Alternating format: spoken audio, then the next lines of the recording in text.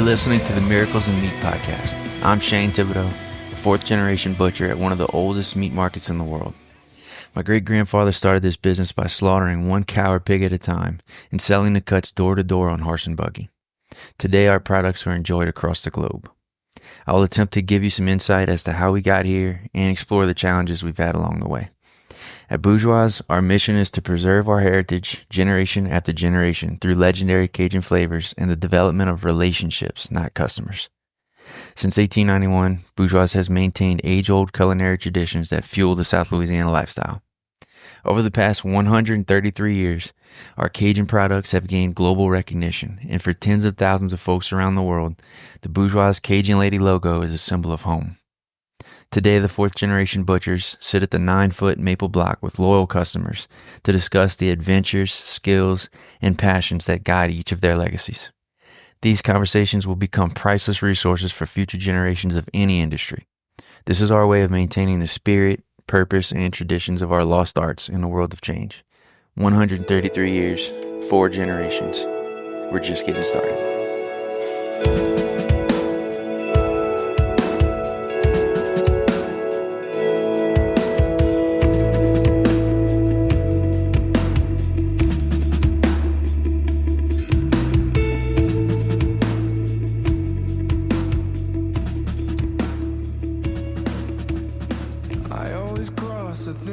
All right, before we get into it today, I just wanted to explain something about the podcast. So this is the Miracles in Meat podcast, but I honestly don't know how often we're going to be talking about meat.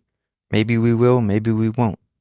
If that's what you want to hear, drop us a message on our website. We up at the top, we have a podcast tab, and you can click on that and you can submit us a question or an audio file, and we'll read it and we'll get into it here on the podcast. But other than that, if it goes there, it goes there. What we're really focusing on in this podcast is having conversations with our customers about or around their passions. You know, there's shared passions or maybe something that's unique to them. And I think you kind of picked up on that. We've gone from teaching to being a chef, running restaurants, flying kites. We're gonna go everywhere. We did some spearfishing. It's gonna be a wide variety, I'm sure, and I don't know what the future holds because we have a lot of customers. We got a lot of loyal customers that do all sorts of crazy and amazing things, and a lot of them, even though we've known them for a long time, I don't truly know what they do or how into it they are. But I'm gonna find out because I have a long list of people that I want to get to and sit down and have these conversations with and just see what I can learn. That's what it's about. I'm just trying to learn. And I figured maybe other people want to learn too. So this episode here is Lance Crochet, Coach Lance Crochet. He has the South Louisiana Select Baseball Academy over in Houma. And what Lance is doing is special to me because it's not about baseball. I don't really care about baseball, but I do care about taking something that you're good at, you know, and using it for more than what it is. In this case, he's taking baseball and he's using baseball to take young boys and turn them into young men. And that's something that I think maybe we're lacking these days is more guys like Lance that actually have the ability to do this, that can lead a group of 14-year-olds into becoming, you know, respectful, responsible young men. And, you know, this is something that baseball is something that Lance has taken and maybe really had a huge impact on his life and how he turned out, and he wants to give back to the sport, and he's very passionate about it, and you'll hear that in his conversation. But we're going to talk about baseball, we're going to talk about youth development, we're going to talk about parenting. And if you are a parent, you want to be a parent, if you're a coach of any sport, if you want to be a coach one day, I think this is a great episode. You'll definitely pick up some tools to use. I have already, and let's get into it. This is Lance Crochet. Went a whole lot. I was kind of waiting around all day to go to work. When it slowed down during the Christmas month and stuff like that, where it was just lessons, no team practices and development, I was I realized that after like 2 years in a row, like something's wrong. Like I shouldn't be feeling like this. Mm-hmm. And my wife was recommended I talk to somebody. So I went to see a therapist and she told me, it's called the wintertime blues, whatever. And she explained a little bit. And I was like, all right. Then she told me about, some people just have a busy mind, and the best thing you can do is, because you always found ways to stay busy and be busy and do more, you should go do that. Feed it. Feed That's it. about it. That's all. That's the only thing that'll ease it, right? Yeah. So I was like, man, I'm going to do insurance. You ever write?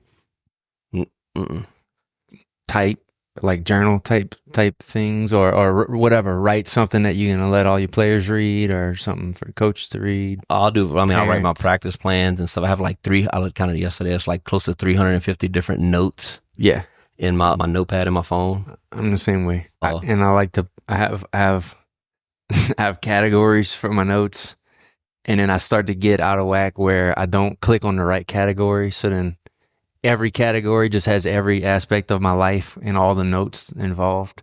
Yeah. I'm the same exact way. I try to headline it, title it perfectly, and organize it from jump.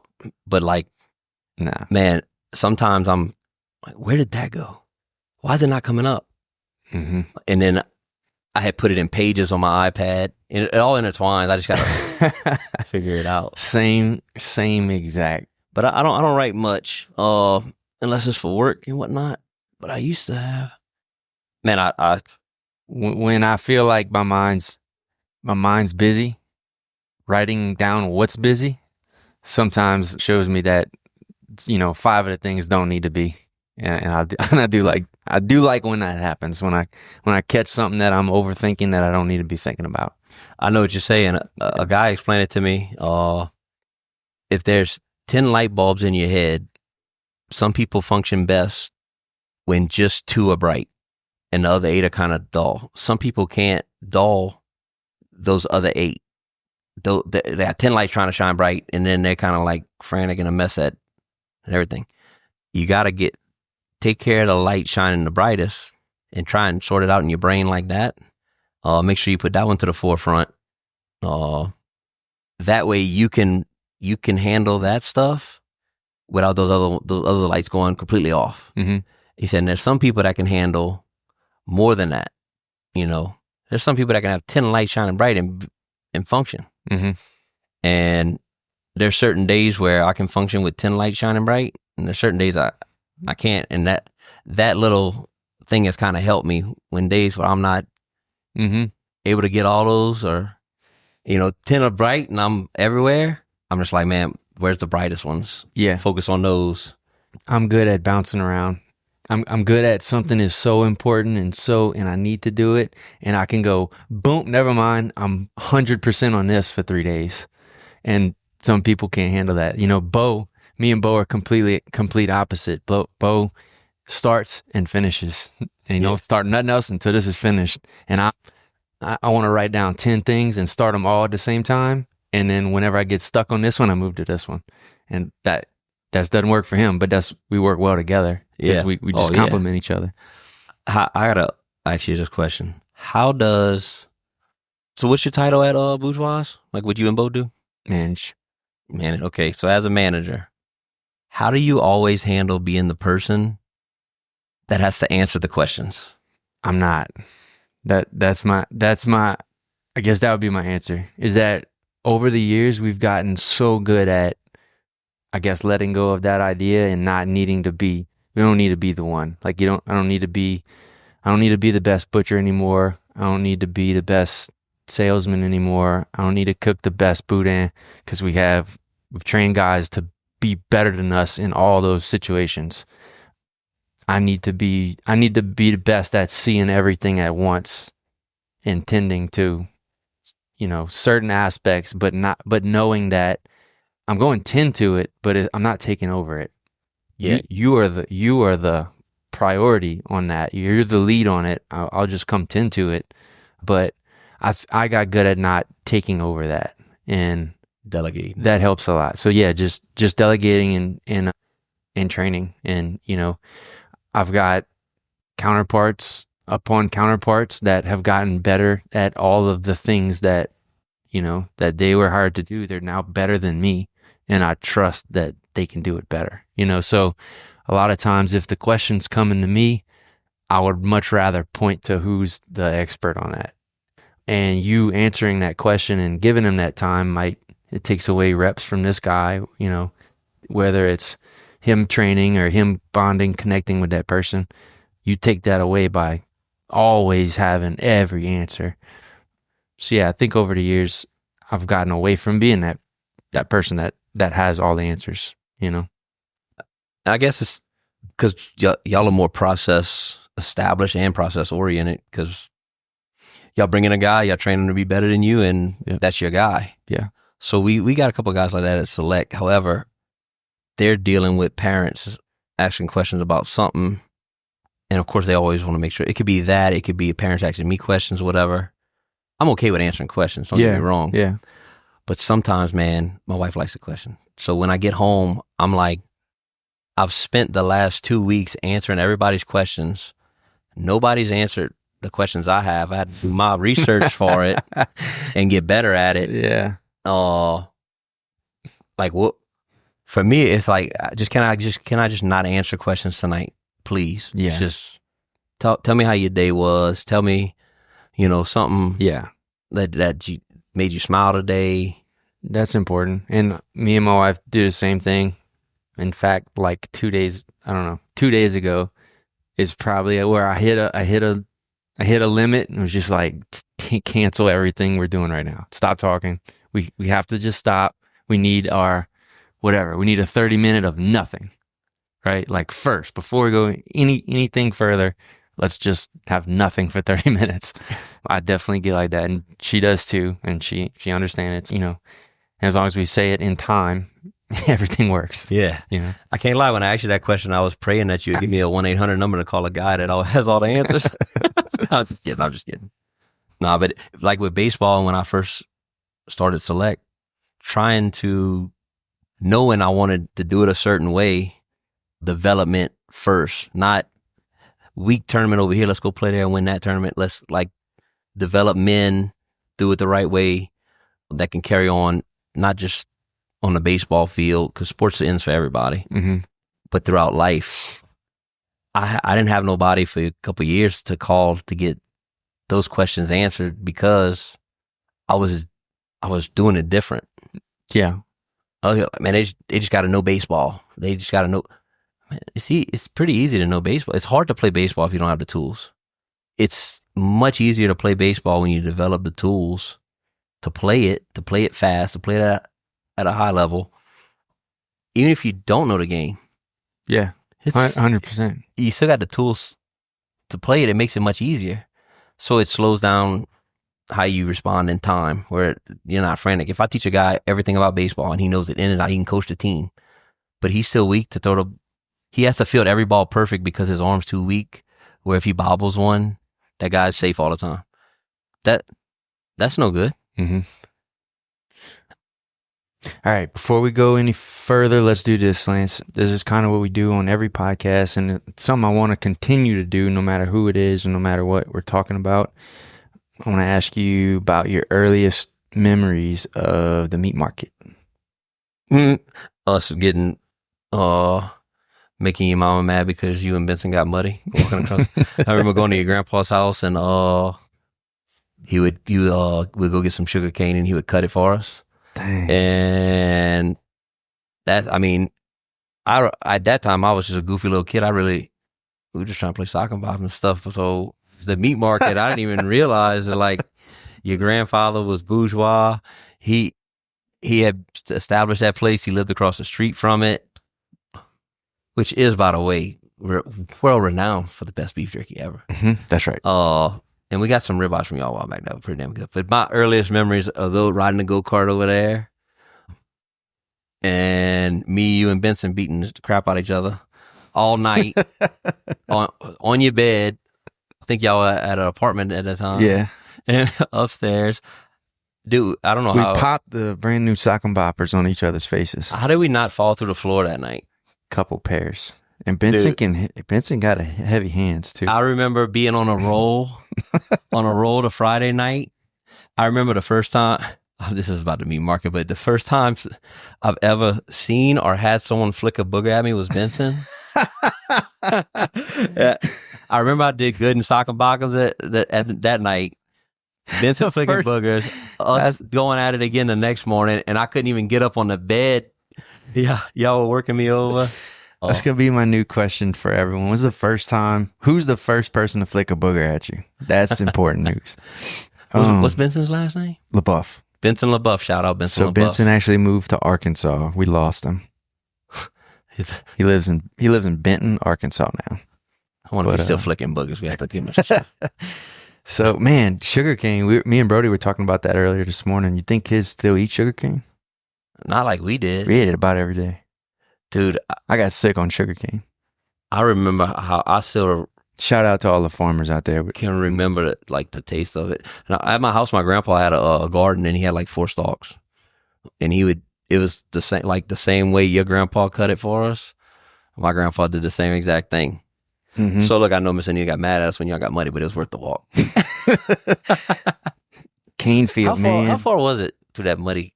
It wasn't. So when we were young, it was about 12 miles, but now it's probably 300 yards, if I had to guess. Why did we not take the road? Could have. We had no positive influences. That was a 12-year. That was an adolescent 12-year-old. That was boys being boys, man. That was don't get dirty. We got to go somewhere. Okay, Ma. All right, Miss Anita. 1 for 3. Right through the mud. All right. So obviously the beef jerky is your favorite product. That's why I bought you some. I appreciate that. And all right, what about any cooking styles? You have anything you like to do at home, cooking wise? Does the wife cook? Yeah, the wife cooks. What I've tried to do is set aside at least one day for me to, because I do baseball at night, work during the day, is to go home and do supper and make it like a nice supper. Mm-hmm. And then on the weekends when I'm home, yeah, I do a big usually cook a big pork butt, brisket, stuff whenever we have LSU parties and whatnot. We built our house to host people because our family lives all around us. So we're kind of like the center and focal point for hosting. So we always have people over. But, man, steaks, shoot, the other night, man, look, I did something new. I tried something new, and I wound up on the pit. I used Wagyu tallow and Mediterranean seasoning to do like a... You're getting wild. Like a veggie melt type thing, and I cooked pork sirloin steaks on the pit next to it. And instead of eating the pork sirloin steak by itself, I wind up cutting them up and putting it in that. Bruh. Come on, man. I've been known to try. I've been known to get enough to cook where I can do 2 pans, and experiment with one. Yeah. Make sure the other one is like definitely to my wife's. I like that idea. Just because like a little test batch on the side that no one has to know about. Yeah. And AD Uncle Pete come over a lot, and they're moving. They bought a house about a year and a half ago and haven't fully moved into it yet. But they're coming and live by us. Where are they? So they're going to go to the Zalmans. They are. Man, remember AD used to do all them coupon shopping stuff, so she had that house full of Windex and toothpaste and stuff. I think she's AD. You single-handedly put Eckerd's and K&B out of business, and from that point on, she went to Del Champs with the triple coupon shopping and put them out. But anyways, they come over, and Aunt D is a leftover fiend, and she'll eat anything I cook. Sometimes I think she really enjoys what I cook, and sometimes when I experiment, I think she just tells me that she likes it. Yeah. Then makes Uncle Pete eat it. No, but man, who taught you how to cook? Man, did that come later? Yeah, it really didn't. You know, when I was in college, I had a George Foreman grilled chicken breast with a piece of cheese on it. I'd have to say, to give credit to, I'd have to give credit to YouTube. Yeah, it's fine. That's what it's for. Mad Scientist Barbecue had some good stuff with the briskets and the pork butts. Okay. I like that. Now I always take what I see and then go my way with it. Yeah. Kinda. Yeah. You know, I've gotten pretty good at a lot of the meats for the You most got part. a smoker at home? Yeah. Getting into smoking? I got a rec tech. That's what you got to do with these days. I got a cold smoker in that, on that thing. It's awesome. It's a pellet grill. I want to get a new one, but the rec tech's been so great to me. But it's huge, man. It's a big like commercial. But my dad had got me, my real dad got me that. And then from that point, I was kind of like, man, I just was like, I got a good ass tool and I'm a terrible, or I don't know how to cook well. I'm going to learn how to cook well. And then I just basically, first of all, learning the meats is the easiest part. Yeah. The latest thing I've learned that I've gotten really good at is cooking down like a pork roast on the stove, bro, black iron. Now that you can pressure cook it. My wife tried to get me to pressure cook it for a taco soup the other day. I said no. I came home early to cook. I'm going the long route, so keep adding the water, cook it down. But yeah, something about it. Yeah, I tell you what, I did learn how to cook chicken pretty good too, bro. Garlic jalapeno rub. You get the chicken breast, you cut it in half, then you cut the big part of the chicken breast in half so they all around the same size. Heath Rouse makes a garlic jalapeno rub. All right, so I'll do that the night before. I'll soak it in dill pickle juice overnight. Okay. It's a Chick-fil-A method. Might as well. I try not to let it be in there for more than 12 hours though, because it'll taste like a chicken pickle. And I don't want that. I just want that little juice. So if you cook it, if your pellet grills holds temperature at 300 consistent, don't cook it at 325 or 350 like most people say. Cook that chicken breast once you cut it like that at 300, 10 minutes on each side, flip it at the 10-minute mark, 10 minutes on the other side, take it off and trust it. Just trust it. Dude, it is. You can put it in the refrigerator and you pull it out 3 days later and it's juicy. I love chicken. It's something I don't ever cook because we don't carry it. But when I go places, like if I go to Big Mike's, I usually get the smoked chicken. I got enough beef and pork around me, So some place that's got a good juicy chicken, I want it. You cook much and use barbecue sauce? The only thing I use barbecue sauce on is we have a ritual. We hunt at my Uncle Donald's camp in Liberty, Mississippi. And one of our camp rituals is pork steaks on the fire. So the pork steak, we do a Boston butt. We do like a 3/4 inch cut on the bone in, basically a 7 steak on the butt. And we season it the same way every time, and which includes our jerky seasoning. But anyway, we season it beforehand. It's like the only thing that I marinate as well. I just realized that I don't marinate steaks or anything, but we marinate it. We'll wrap them up at the market, hit the camp, and then we wait till it's like 1 a.m. and the fire's been blazing all day, and you got a huge pile of embers, and we have like a little swing grill that goes over, and we won't put them on unless it's just blazing lava hot and the flames coming like 2 to 3 inches through the grill. But we'll throw them on there, and then toward the end we'll do a Sweet Baby Ray original and give it a couple flips and kind of let that char on it. And it's a no fork or knife meal required. You just get your plate with your steak on it, or you just get handed your steak and you stand around the fire and you eat your steak, and that's what we have for dinner. That's like a long time ritual of ours, and we'll never stop. But that's about the only time I use a barbecue. How you like cooking over that with that little swing grill? Love it. You got to. Everyone has to experience that, and some never do. Some never cook on open fire. Yeah, I used to get the YouTube videos of the guys in the mountains that are like, I guess I don't know if it's called ASMR or not, but like they don't talk at all. But they're like a Viking. They're just chopping stuff up, and they always got knives that are way too big. You get them chopping it up, then they throwing it in the pan, and they chopping it up, and then it ends with them taking a bite out of it. And I hadn't seen anybody mess it up. Now, of course, it's a video, and you can right. But my wife, I promised her a pool years ago, and I didn't want to wait to sign a contract and wait 2 years to get it. So I kind of put it off, and I fell behind because that light bulb was very, very dull in my head. But behind it, we had agreed that we were going to put a brick fireplace on the backside of it, and then like a stove thing on top. Okay. I guess I don't know if you call it a pizza stove. Yeah, like a little stone stove. Right. I got excited about cooking on that, and then the light bulb went dull for a little bit. But it's coming back on. Yeah, you just need those little kicks every now and then. Yeah.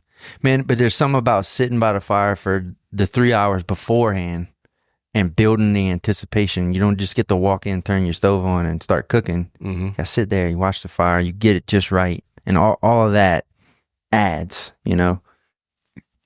My dad's a fan of cooking on a wood burning pit.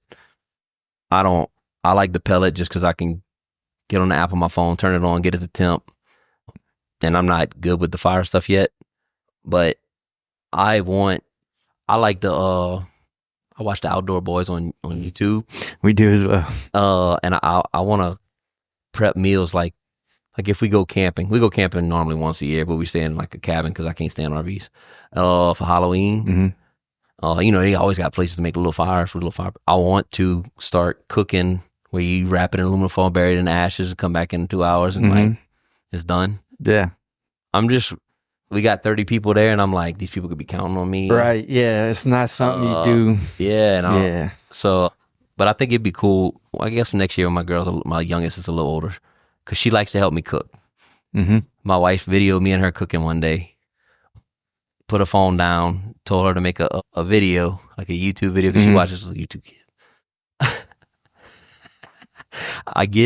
I'm next to her in the video, and she's talking, whatever, and I stirred a pot, and I leaned over to look in it, and she cracked me right in the jaw with a straight right. Dude, I looked at her and looked straight. And we stopped. I said, Lacey, watch this video. And I have a video of her cracking me in the jaw. Just for no reason. Just me like looking over the pot. I'm stirring it, looking over the pot. Bruh. Must be a TikTok trend or something. Hey, she got me good. She was 3 at the time. Gotta be careful. Well, all right, let's get into so I guess what I'm interested in more than talking to people about the meat market and talking about cooking and briskets and stuff like that. I love all that stuff. But my bigger interest is in passions, like people's passions and why they're doing what they're doing and learning how they're doing it. At least the people I'm interested in. Yeah. But I don't know what it is, but like we're talking about the light bulbs, that is a light bulb for me. It's a curiosity. It's just as good. In other words, if I wasn't doing it, I'd be doing it, but in a different way. I might be researching or whatever, but it's a curiosity. And now that curiosity has become a passion for me. And it's been fun and it's been really cool to learn. And it's helped me with my other passions or endeavors, just digging into other people's, their whys and their motivations and stuff. And sometimes when you hear something unrelated and you start to make those connections, it shows you how similar maybe this other guy is to you, and how you can kind of use their successes and failures to kind of propel you, before you go through those yourself.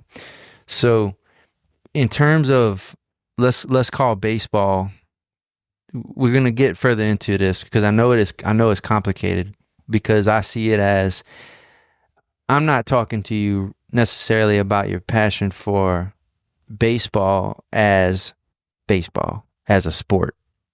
Well, and I'll be honest, I don't know how passionate I am about baseball, besides for what it teaches in the lesson. Because I don't really enjoy watching Major League Baseball. Or when the first time I went to the Hall of Fame, I didn't enjoy it. It felt like it was kind of creepy until I got to the bottom floor where they had all the gold plaques. That was cool.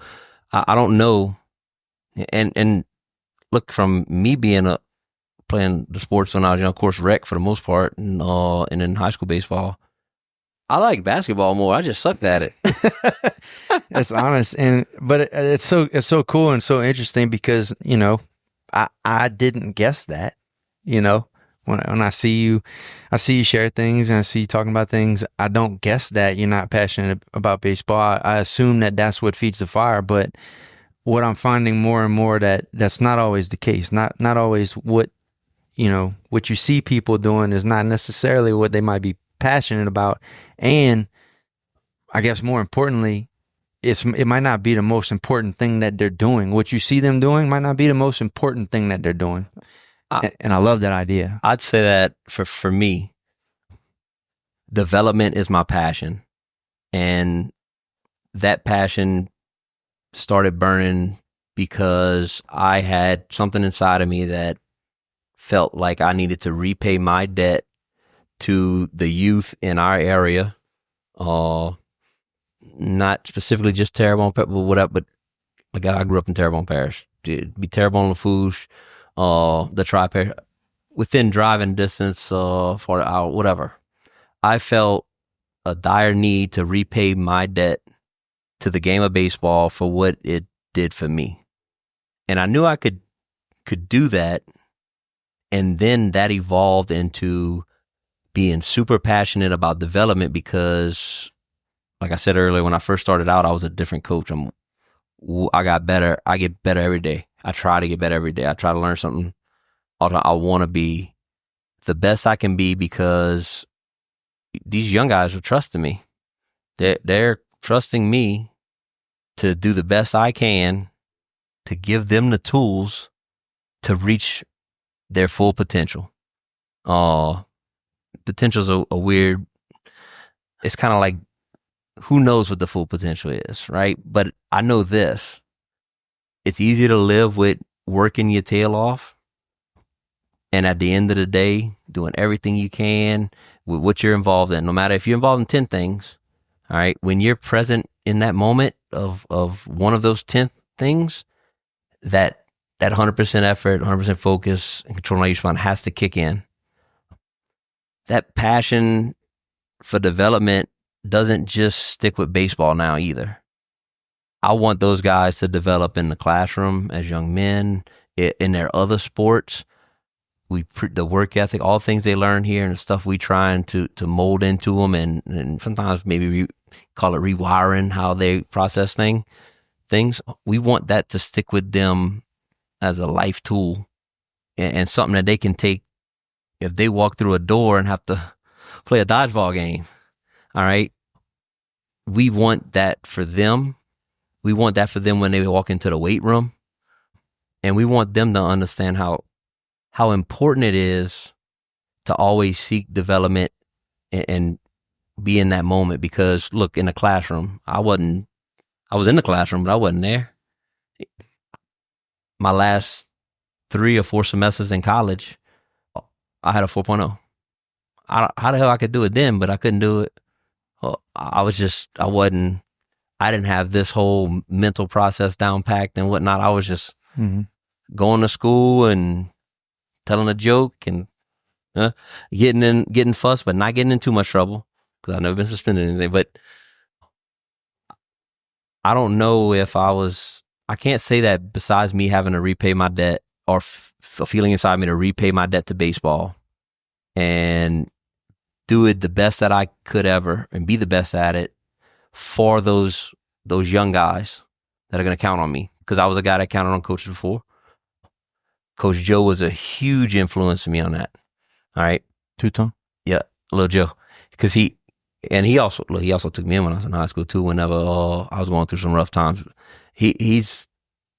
My grandpa is my hero, but little Joe is probably my biggest influencer. And through baseball, he did that for me. And then what baseball did for me itself with college and stuff. I just felt like, man, I wanted to give this area an avenue and repay my debt by helping others. And when I first started out, it was more about just getting good at baseball. And I didn't have the full development stuff figured out yet. that grew really fast, actually, because the course of like 2 years, within 2 years.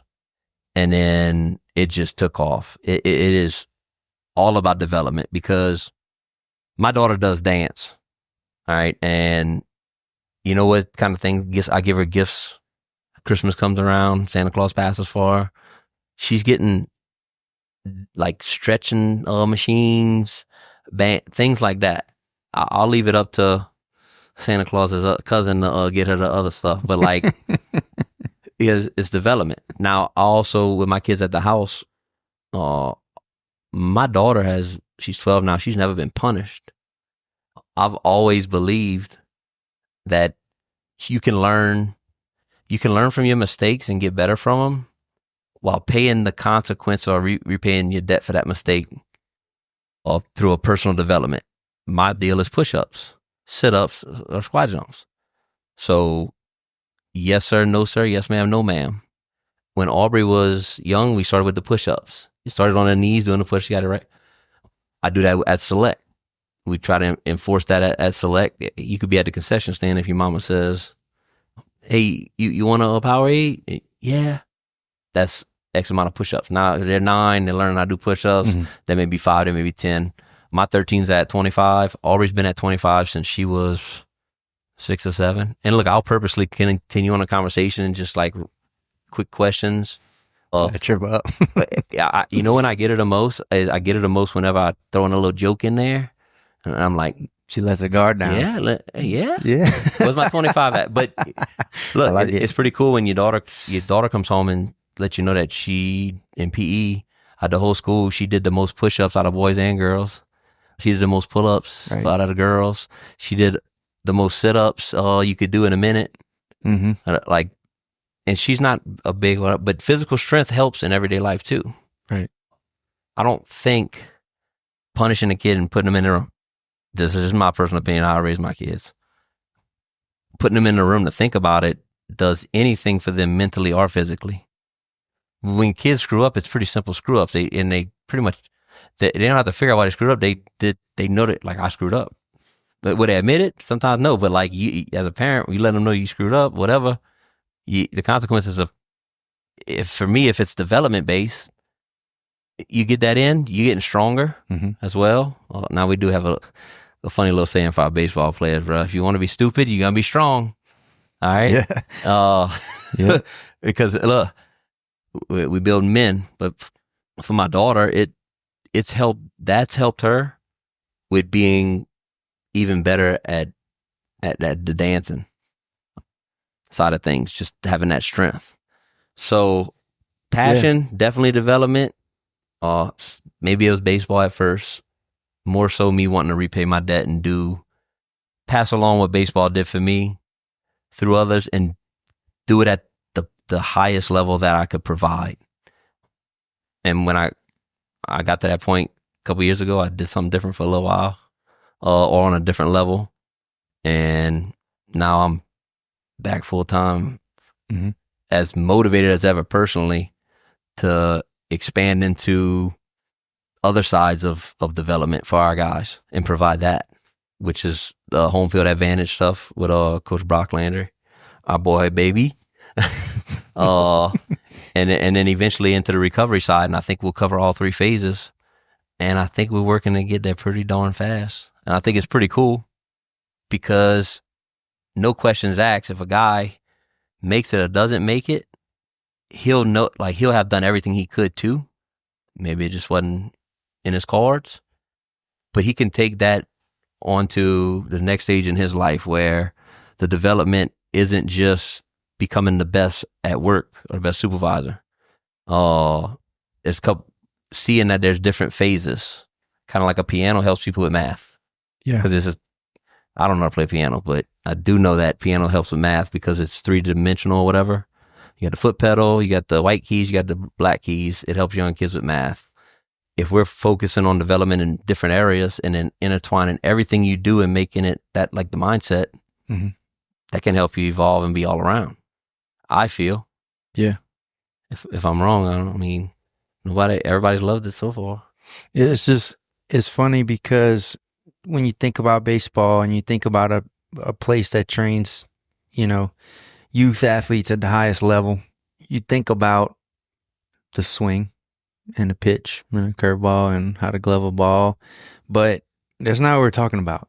Yeah. So like we're really what's important, and I think more, as time goes on, I'm proving more and more that almost anything you pick, whatever the thing is, these kids pick baseball, some kids pick martial arts, dancing, swimming, but if who's teaching them how to do that isn't focusing on using the thing as a way to teach this person how to learn, then I think they're missing out. 100%. Right. Think about it.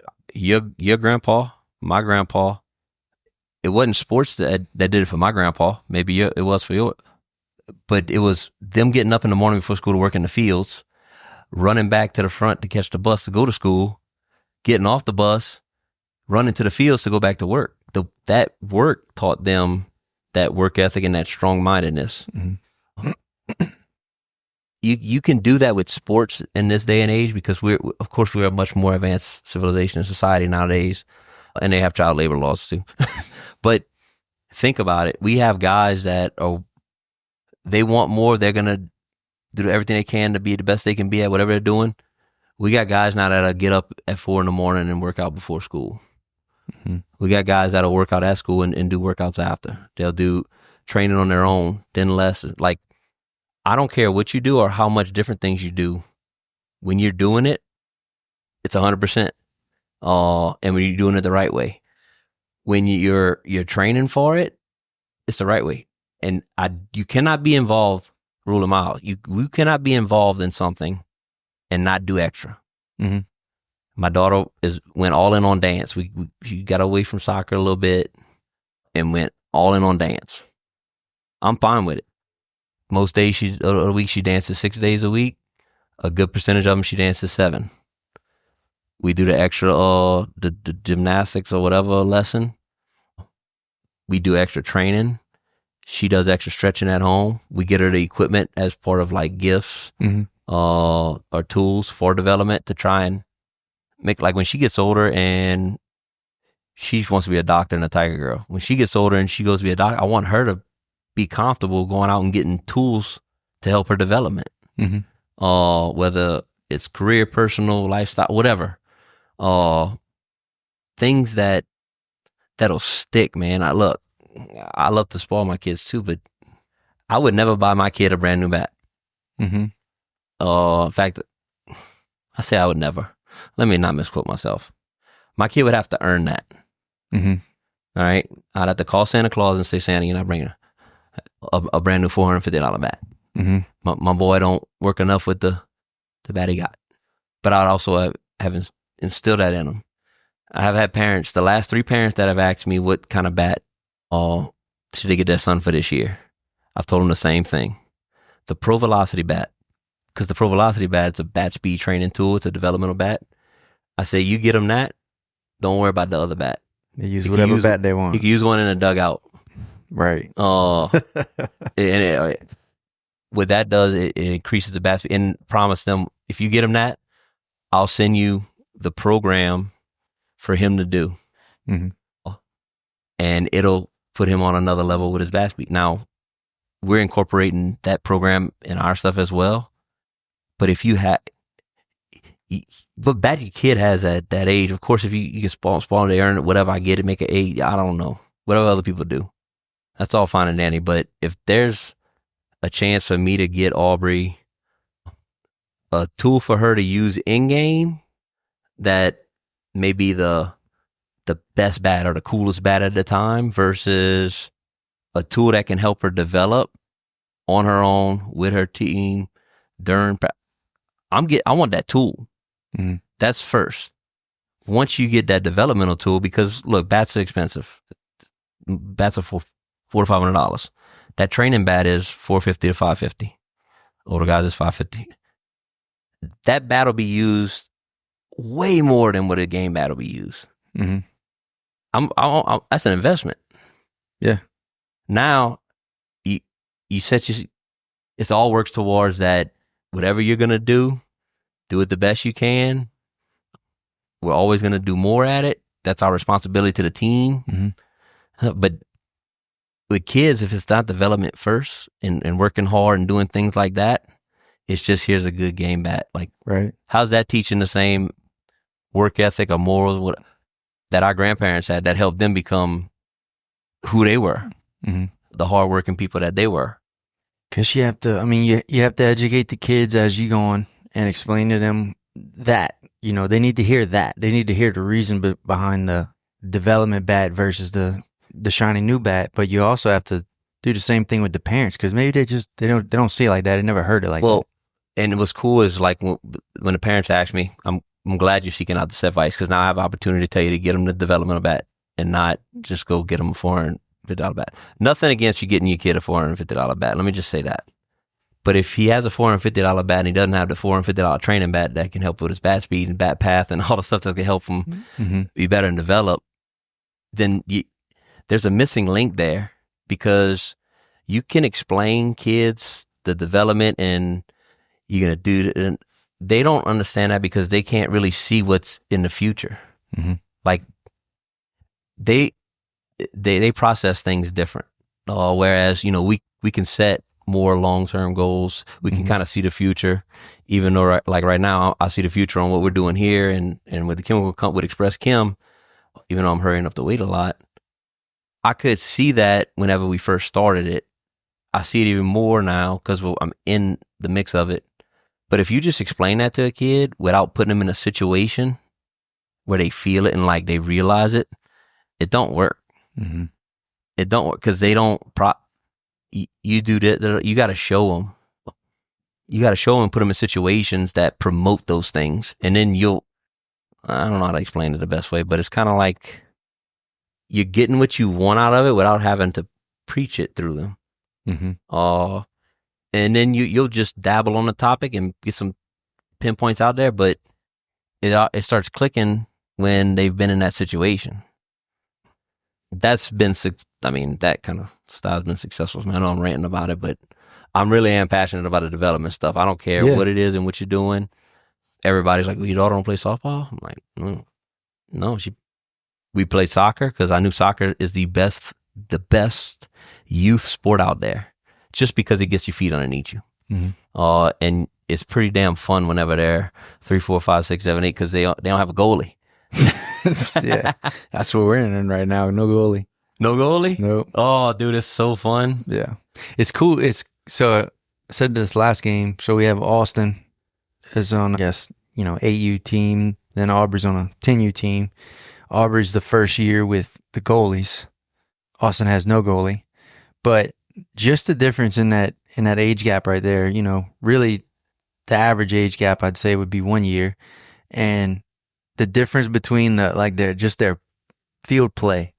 Austin still they're all within arm's reach, and just 1 year later they start to understand like the field's kind of covered. And it's a little harder to get the ball 10 yards. It's just so cool to see that. When Aubrey played for the St. Charles Parish Rec Soccer League, whatever, we were living in a trailer at the time. We were renting the land that we were living on, but we owned the trailer, and that had a little piece of property next to us that the guy owned. It's basically a full house, but I put a trailer there, so we had a lot of land, or a good, decent amount, whatever, a third of an acre. I built a miniature, the soccer field that was the size of their soccer field. Mm-hmm. I bought soccer nets. I bought soccer balls. I bought training stuff. When our friends would come over, I'd entice them to 1v1ing. Me and Aubrey would go to I'd bring it to the park, and we'd enter the park on the opposite side of where the playground is, where we could see the playground over there. But we're going to work at soccer. We're going to get better at what we're involved in right now for an hour, and then you go, hey, you about to tear that playground up after this. And I would do what the soccer coach drills were, whatever he was introducing. Mm-hmm. Shout out to Coach Brad Landesh. I would go do with her as much as I could.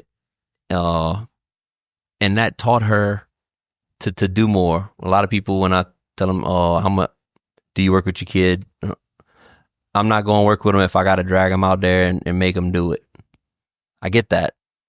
I respect that too.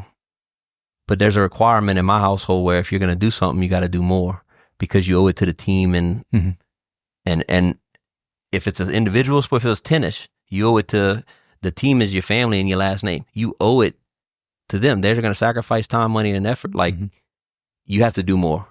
Well, I used to get her out there and we used to do that stuff, but I learned they asked me to help with the soccer coaching. So I helped,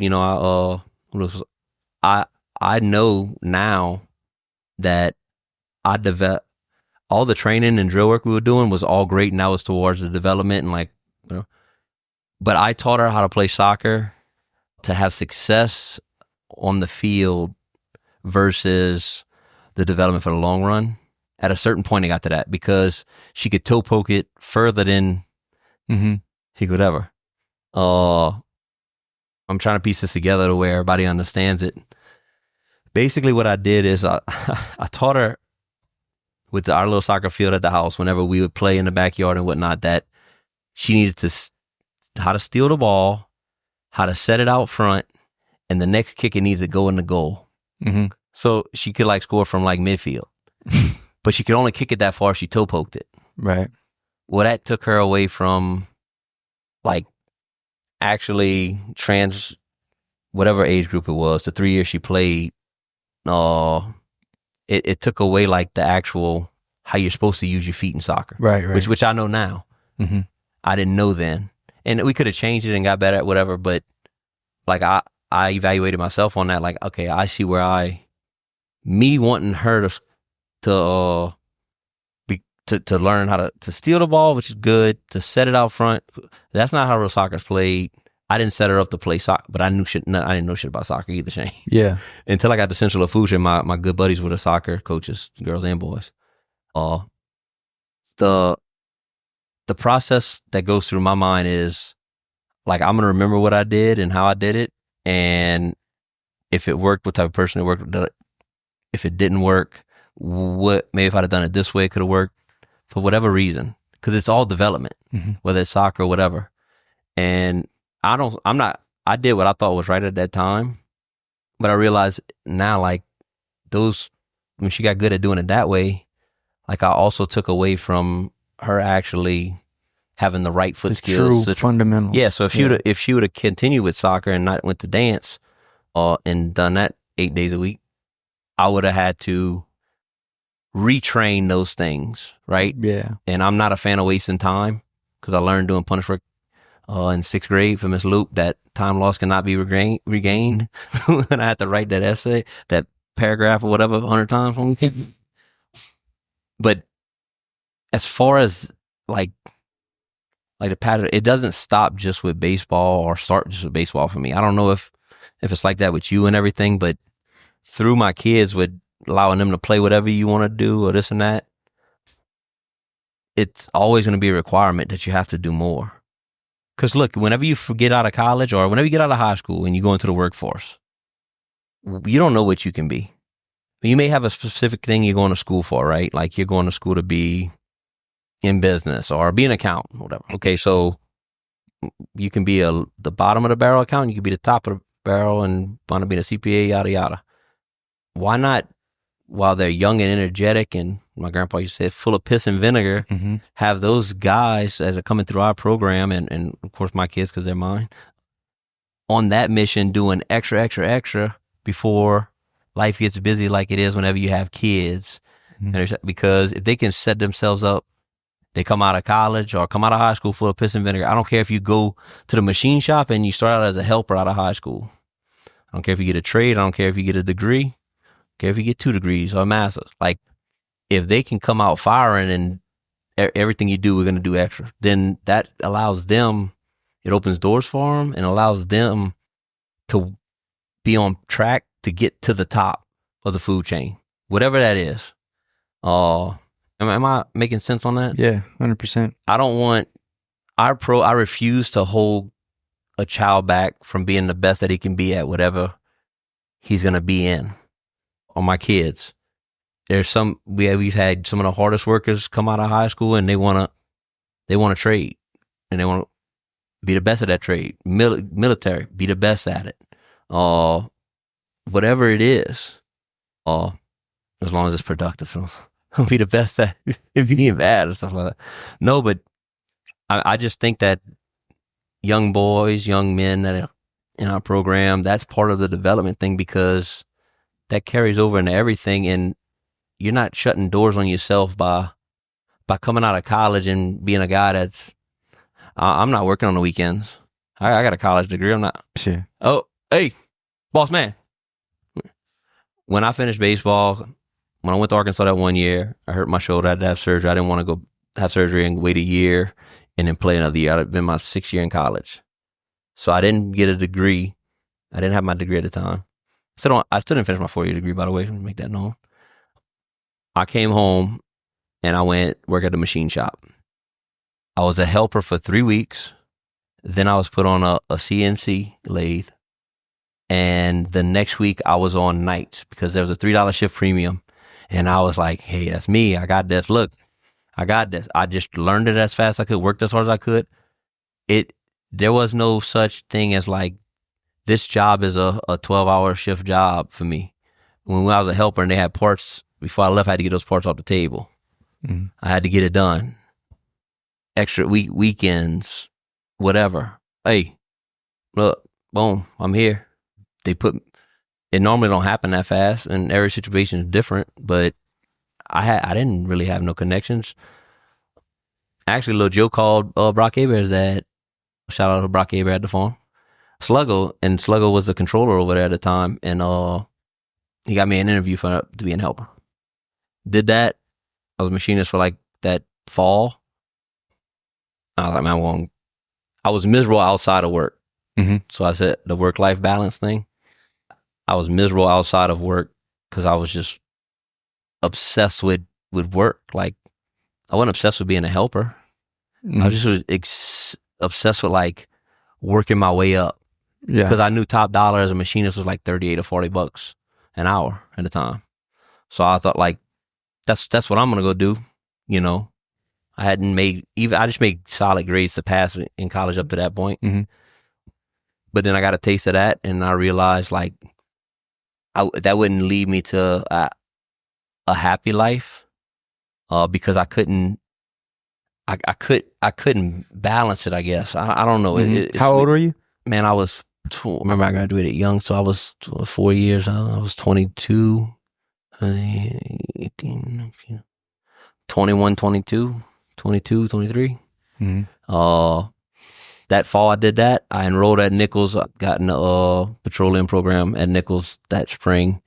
I passed intercession math class. Actually, I took the intercession math class right after that Christmas or during that Christmas break, which is 13 and a half weeks crammed into 9 days. Bro, and I wasn't good in math at the time. I had to pass that. Look, I had a friend of mine that tutored me and helped me a ton. I owe it to her. But I passed that, and then from that point on, like, I made like straight A's in college. But like, I wish I had this development mindset. So what was it? What got it? Who gave it to you? Or what clicked? It must have clicked at Delgado. Okay. I always had the ability to work hard. And I was always really competitive. I can be motivated. I never needed anything to motivate me, I guess you could say. Mm-hmm. I just stayed like, go. For whatever reason. Whether that was a deficiency or a positive, I'm cool with it.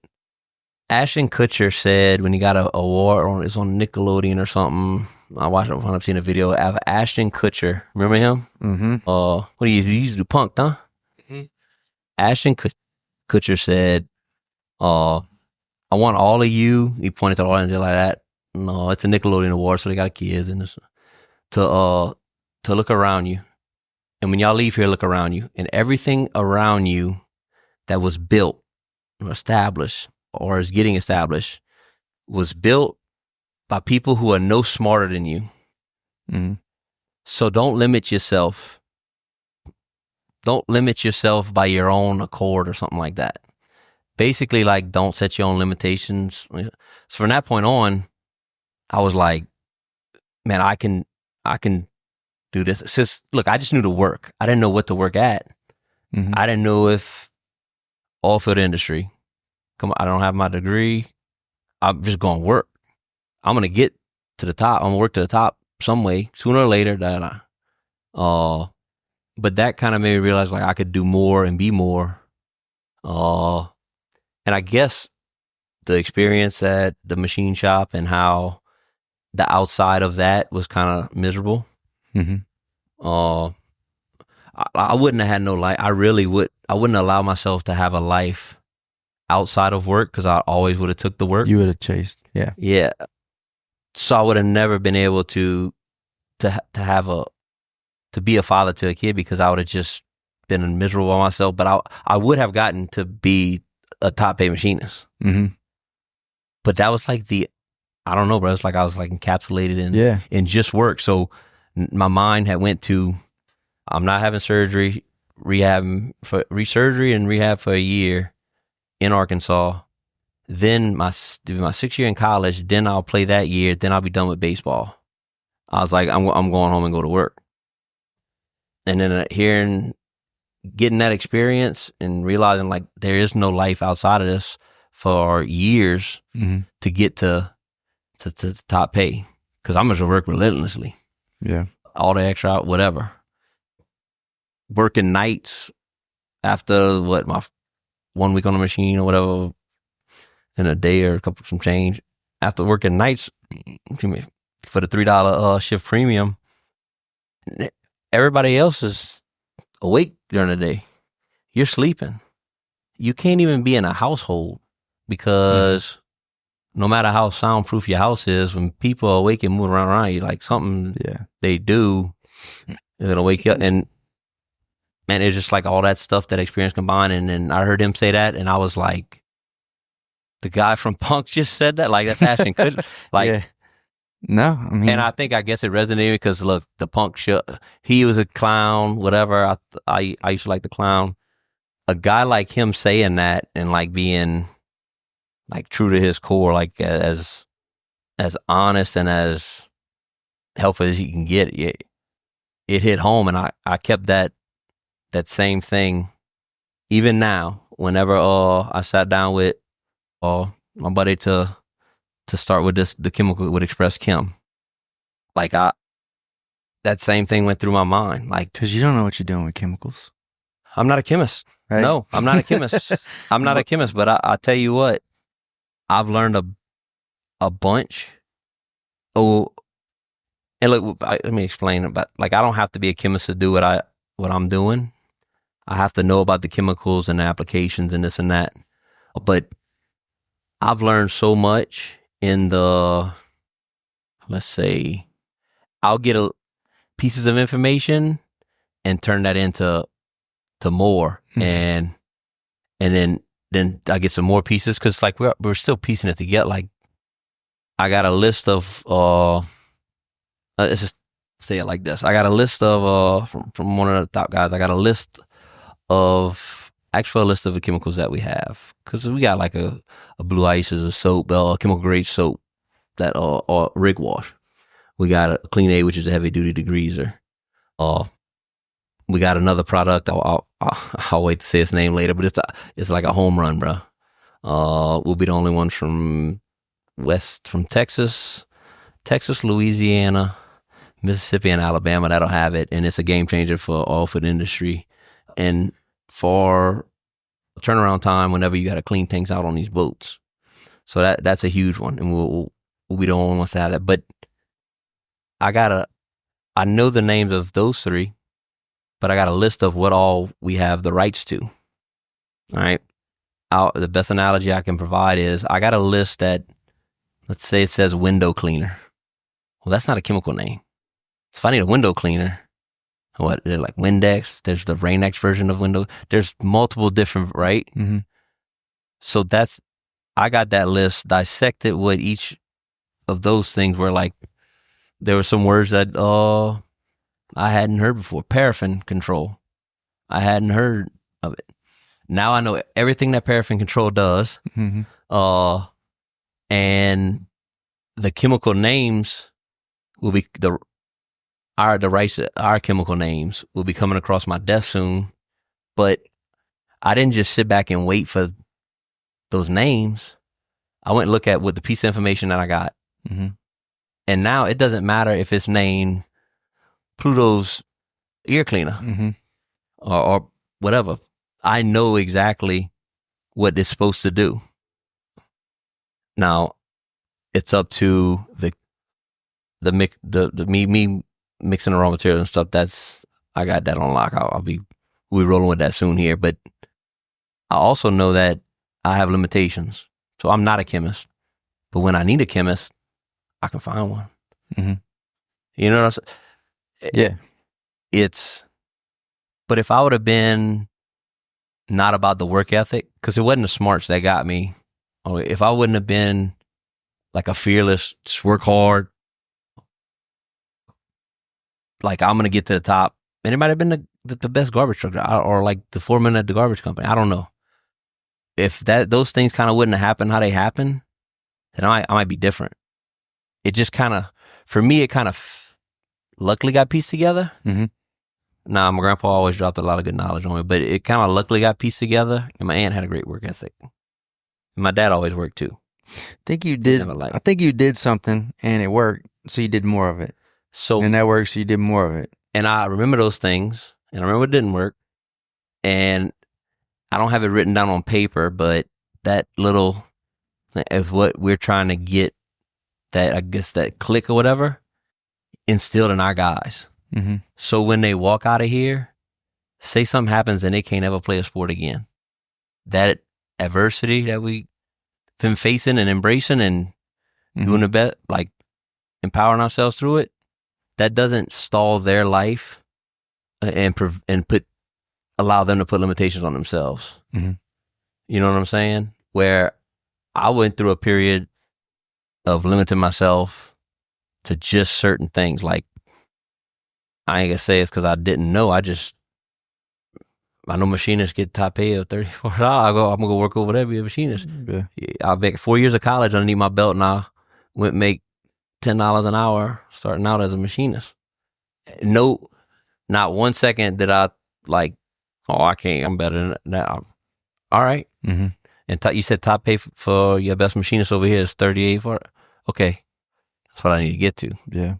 I just don't want our guys to just have that when we can help them with more. You know what I'm saying? At a younger age. Because if I might have freaking been able to, took some tough classes my last little bit of college and made A's. Maybe I could have done that since 9th grade.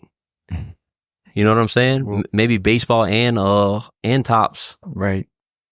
Could have paid for my schooling. So you get me excited, bro. I get obsessed as hell with this development stuff. Let's get you mad. Because to be honest, I've never put it down on paper or truly. I'll talk about development and people know what I'm about, but like there's no this, and this. Mm-hmm. Because each kid is coached differently in their own kid. There's certain ones that have certain traits and you're trying to polish up the other one. There's no blueprint to this. Whereas a lot of other stuff, there's a blueprint I say a blueprint. I know the Express Chem stuff that we're running over here, that's business world. Mm-hmm. That's easy. Like, we got to make money and lower stuff that's costing us. Mm-hmm. Be more efficient. I get all that. That's all easy stuff. There's a blueprint to that. It's pretty simple. When you're talking about developing kids and allowing them to reach their full potential, whatever that may be, it's different. There's no there was no blueprint to that. Mm-hmm. And I still, Shane, I still have, our coaches here know we're about development, but it's what I was just saying and kind of going on about. I don't think that they see both sides of it like that. They were raised in different situations than I was, and maybe some of them do. But they know 100% that development is first. Mm-hmm. That tool development and that work ethic and stuff. But I don't know. Maybe one day I'll start writing and I'll be able to write a book about it. You start writing. So I was gonna ask you. what you wanted, and I was gonna ask you what your what your mission is. And I think For which I think we're hitting pretty hard on. I guess I know what you want. You want to develop my mission has been accomplished. This youth that we have. You want to develop them using a sport of baseball to teach them more than baseball. That sounds pretty correct. I believe our guys, look, I want them, of course, they're not going to be men when they walk into high school, but I want them trending towards that, because I was taught in high school last year, and I realized that, no offense to these high schools, nobody take this personal, but they're not trying to graduate men. They're just trying to get somebody a piece of paper to get them out of that school. Yeah. We have to graduate men. Because you go into the real world, you graduate, and like you go into the real world. Mm-hmm. Oh, I'm gonna stay at home, live with mom. Well, what if mom has an opportunity that you're gonna have to find a place to stay because work is transferring me here. Mm-hmm. I love you. You either come to college over here. You want to stay because your friends. You want to stay because your friends are here. Mm-hmm. All right, this is what you got to do. You got to go to college and you got to work and you got to pay for your place. What if that happens? What if unfortunate circumstances come up and there's nobody that's there to be able to be there for them? Mm-hmm. You need to graduate men, and I think you need to be around men to be able to do that, right? To be able to make that happen. And so I don't know. What's you've had a lot of, how many kids you had come through here, you think, in the last couple of years? Do you keep track of that? You get some you get some return athletes, right? So for the most part, the core groups, year after year, the core groups are, I was thinking we got a lot of, like the last 2 years a lot of my time was at Central, and so I've only got to see like the last two 13 and 14U groups or whatever. 12-man rosters, that we want that to be the minimum. Mm-hmm. All right. You're going to get, every age group is going to have either 11 to, in between 11 and 13 guys on that team. Okay. There's 9U, 10U, 11U, 12U, 13U, 14U. There's 6. We have 6 age groups, 1 team each age group. So what is that? 72? Mm-hmm. Yeah. 72 kids, and you basically, depending on what grade some of them in, they'll I ain't gonna say graduate, but it's kind of like when 14U, if they're in 8th grade, they'll graduate. Now some of them go to school with 8th grade ball, they still play with us, whatever. Mm-hmm. When they get to 9th grade, they can't, according to LHS, they play on another roster while they're on a high school roster. Gotcha. Didn't know that. We're specific on development, so we promote our guys to still, because the rules say that you can't practice with another team during that school. Like if you're playing football, you can play baseball on a team outside of school. Mm-hmm. If you're playing baseball, you can play football on a team, whatever. Now your coach couldn't have his feelings about it, whatever, but there's no LHSA rules that stop that. What you can't do is be playing high school baseball and team practicing. Mm-hmm. And playing outside of that. Now, I let my people know you can come here in your high school uniform, straight from high school baseball. I would highly recommend you not miss the development that we're doing, because we're a developmental baseball academy. Your son, when teams get like that, I'm not having your son come from high school to get extra work in, and we're going over bunt coverage. Mm-hmm. Like we'll kind of do more what we do in the fall when the guys get to that 14U age and they kind of caught in between, to promote them to keep outworking and doing more and doing more and doing more, and maintaining like arm care and stuff, making sure that they're not overusing it. And I say overuse. It'd be like if they pitched at school that day or whatever, and then came here and we're doing a lot of throwing scenarios. We need to communicate that stuff, and we're 100% willing to, but people like shy away, and then they stop their kids' development because the coach said you can't practice with, or that's just a rule, say you can't practice. But we're development, so there's no one in this world that's gonna tell me I cannot bring my kid to get a lesson to get better and separate himself or herself. Mm-hmm. to go and practice. What's the fear? Why is there like competition between that? Why wouldn't they want that development and then to carry that over to the high school? Well, there's different driven factors behind it. Some of it is, I'm sure some of it came from a good place, not wanting the guy to I guess, let's see, not wanting maybe injuries to occur from not paying attention to, like, you know, you join another team practice and they think you just good. That coach is gonna be, you're gonna do what we're doing today, no matter what you did. You know, instead of a developmental place like us where, hey, look, we got 4 guys that play on the high school team. They did this. We got a practice plan, but look, some of it's the coaches are reading that ruling and just interpreting. If you're practicing with a team, they're practicing to go win a game. When in all actuality, when our guys are like at 14, when they are tied up with that 9th grade or whatever, we're not playing as much during that time. So that way, when those guys come back, we get them in the summer or we'll play early. It's about like the development side.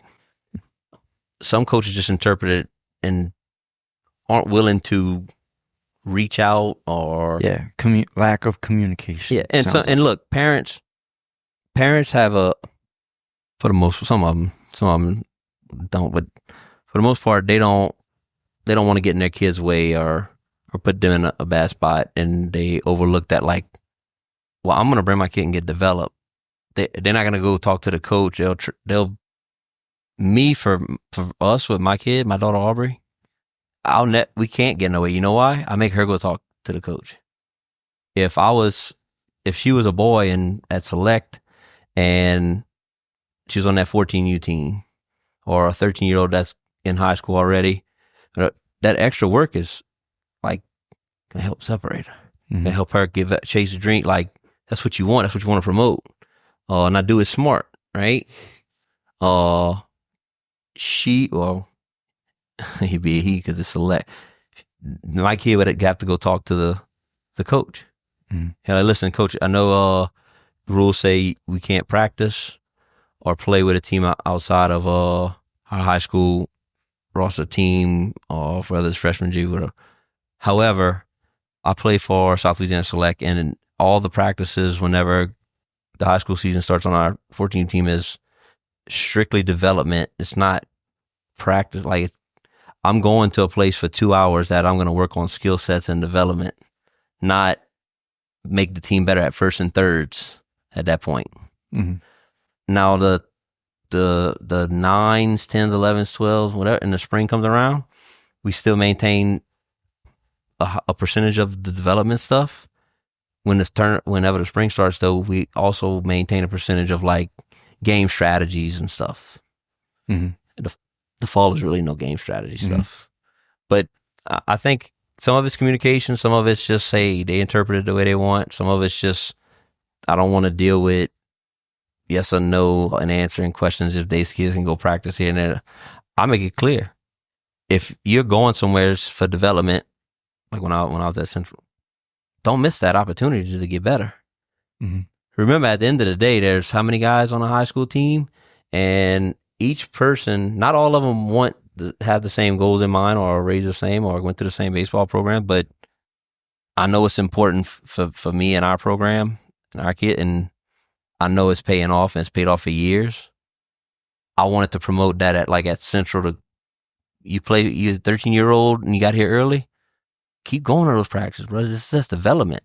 And if LHSA would have ever said anything, because that only happens up until like 9th graders. 10th grader, they're too old to play travel. But they'll seek development outside, like come hit here, lessons, things like that. They just won't do the development stuff with a team per se. They'll do it inside of like a program, we'll do a throwing program with just the older guys.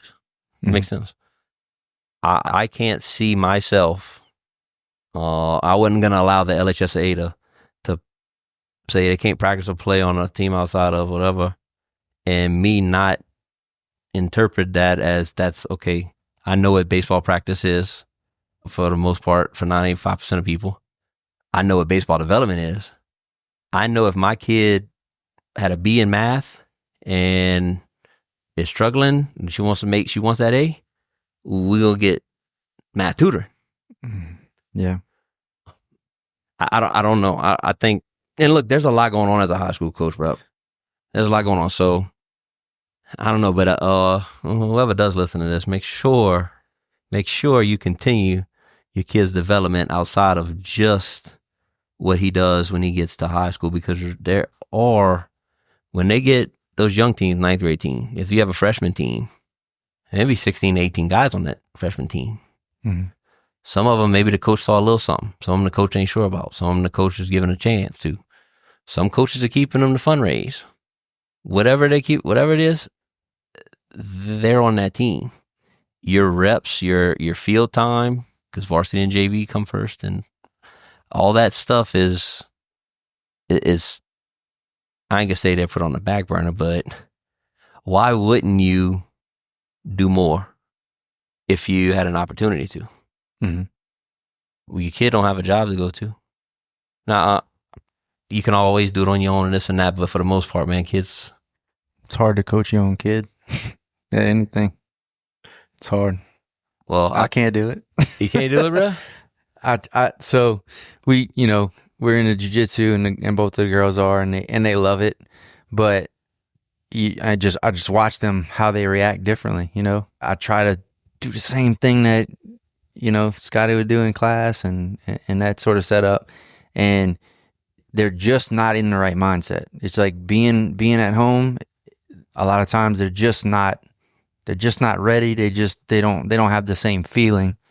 And the second they get with the class, sometimes they can flip a switch and they're into it and they're engaged, they're answering questions, and get home and they pretend they don't know nothing, and that I know this. We play with that a lot. For girls, they're emotionally, it's emotions that at that age gets them, because like that's my dad. Like, I remember whenever they asked me to coach soccer, I didn't want to coach my daughter. I just wanted to be the guy doing all the extra, making sure I instilled that in her, that we do extra no matter what. Mm-hmm. But I wind up doing it, and I wind up like making the regular practices too. So Aubrey wasn't allowed to call me dad. Mm-hmm. One of the first times something like she came to run and grab my leg to give me a hug, and look, I wanted to grab her and hug her, but like I had, maybe I did it. Maybe I was wrong. Maybe it had adverse. I don't know, but I know that when that happened, I stopped her and said, "Remember, I'm coach. Mm-hmm. I'm coach right now. You don't have to call me Coach Lance, but you call me coach. Mm-hmm. When we walking up to this practice, I'm daddy. When we walking away from this practice, I'm daddy. Yeah. When we doing the extra work, I'm daddy. We have set morals and values and rules that we have to abide by in our household, because you will be a productive." And I don't know if that, like, I guess she was smart enough to kind of comprehend that, and maybe I explained it good to her, but like from that point on, she never came to me as dad on the soccer field. Mm-hmm. It was always coach. And it gave her a little more independence, I'm sure. And that happened at a young age. It wasn't like that was 4 or 5, whatever. That wasn't, now that like she's 12, me trying to coach her. Because I don't know shit about dance. I just know she got to work hard. Yeah. But just got to go again. That's how you get better. Go again. But it helped. And I think I could have maintained coaching her, so on and so forth, because when my wife signed her up for softball against my will, because I said I didn't play baseball until I was 10. So I didn't want her to. Mm-hmm. Why? I don't think that the development in youth baseball is as productive to athleticism and your development with T-ball, which is bubblegum blowing, circle spinning little kids. That No, I get it. And then coach pitch it's hella exciting and crazy, and then you get that, from that you get into 9U kid pitch, and kids can steal bases and they have to pitch themselves. It just, it'd be better to do a gymnastics or a Soccer, running. gymnastics. Yeah, Yeah. so like my thing is with soccer, the beginning foundation is the thing that holds you up. Mm-hmm. You know what I'm saying? Shout out to all those people that skip leg day. So that was my mindset. Of course, it's still a work ethic and things like that. But soccer, in my mind, is the 100% the best, one of the best. I need to ask you about this because I plan on putting Blakely in soccer, but I called the other day a Cyclone Jiu-Jitsu, and listen, I'm hardcore UFC fan, MMA, everything about it. Love it. My YouTube is filled with. I don't want to start her in jiu-jitsu. I want that to be a secondary thing. I want that to be second. I want Muay Thai or American kickboxing. Mm-hmm. What do you think about that thought process? So This is for Blakely, my 4-year-old. Yeah, so I don't have any. I guess I'd be in the same boat as you, as soccer or gymnastics, or if she's, for a kid that's got siblings and they got cousins and they're roughhousing and they're always playing and whatever, they're outside and they're climbing trees and stuff. I would say you probably don't need any of that right now. It's not as important than this other kid that might have maybe a different parent structure at home, maybe a different lifestyle, shown to them. I think it totally depends on the kid, but for a kid that's athletic and is getting the movement in and stuff like that, it really, really, really depends on where you are. Which one of those, like, say, put Muay Thai and American kickboxing together and jiu-jitsu or wrestling together, which one of those at that age is easier to structure and discipline? That was my question to the guy. I said, look, I don't mind what the fee is. But I don't have any experience like training under, at a structured kickboxing or Muay Thai gym. I've done that stuff. But I don't understand the structure of it. I do understand the structure of jiu-jitsu for adults and kids. And I really think so much it depends on the instructor and his this stuff. Because like you said, if it's a business, you're gonna get what you expect to get. If he's there for other reasons, and if he's there as if he's a martial artist, he's there for martial arts, he's there for kids development, you're going to get something totally different, and it's going to look different to an outsider. It's going to look different to a parent. It really depends on the individual. Yeah, I guess I couldn't say that enough. It would be knowing that guy, be knowing who he is and making you assumptions on, is this a business? Is this a... I had a good conversation with him on the phone, and I had specific questions I wanted to ask him because, like I said, I don't like wasting time. Mm-hmm. I'll buy the pads that you punch and kick or whatever, and if I can't find good YouTube coaches, at it, that make them, I'm not the guy that just sees one video and goes and don't question it, like, or see if there's being that, like, I understand with the hitting part of it, of baseball, hitting is a reaction. All right. If you're going to do some mixed martial arts stuff, like, a lot of that stuff's going to be reaction. Now, I'm not saying I'm grooming my youngest to be a UFC fighter. However, if I put her in that stuff, which I think would be good for her because she does like to put her hands on people, it can bring the structure and the discipline and put it all together for her. Yeah. Whereas dance is doing that for the other one. Real quick, I said dance. I picked up my 4-year-old from dance the other day. I made her go apologize to the dance teacher because it was open window day, and I didn't think she was listening good enough. I wasn't gonna sit there and fuss at her or whatever. When she walked out the door, all happy with her snack that they give everybody no matter what. Give me that snack. After I know that the first dance class they had, they were in a circle, and she was doing somersaults across the circle. And the teacher's yelling at her, not yelling at her, like telling her to stop.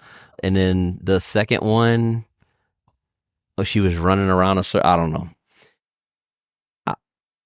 I saw what she was doing, and I don't care what it is. I don't care. Like, I'm not getting on her because she wasn't good at dance. Making her go apologize to teacher because she was here for an hour, and I saw the last 5 minutes, which is gonna be the worst because of the attention span. And she wasn't like she was either ahead of it or behind it, never in line, like kind of here and there. Like, right. I need her to to start processing that, like that becomes a form of disrespect when you get a little bit older.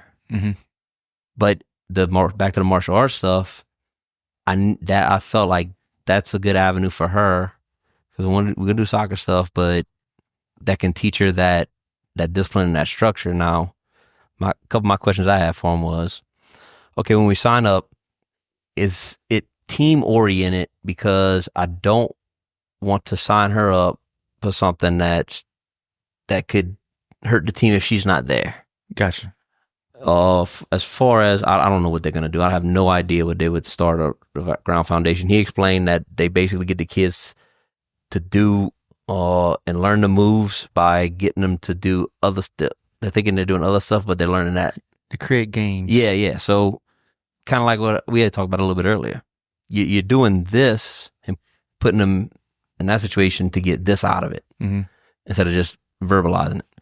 Well, I asked him that because I didn't want to sign up, and if I miss, because he told me it's like whatever the price was, and they can come Monday, Wednesday, and Friday from it's like 5:30 or whatever. It's like an hour, 5:30, 6:30, or 5:37, whatever it was.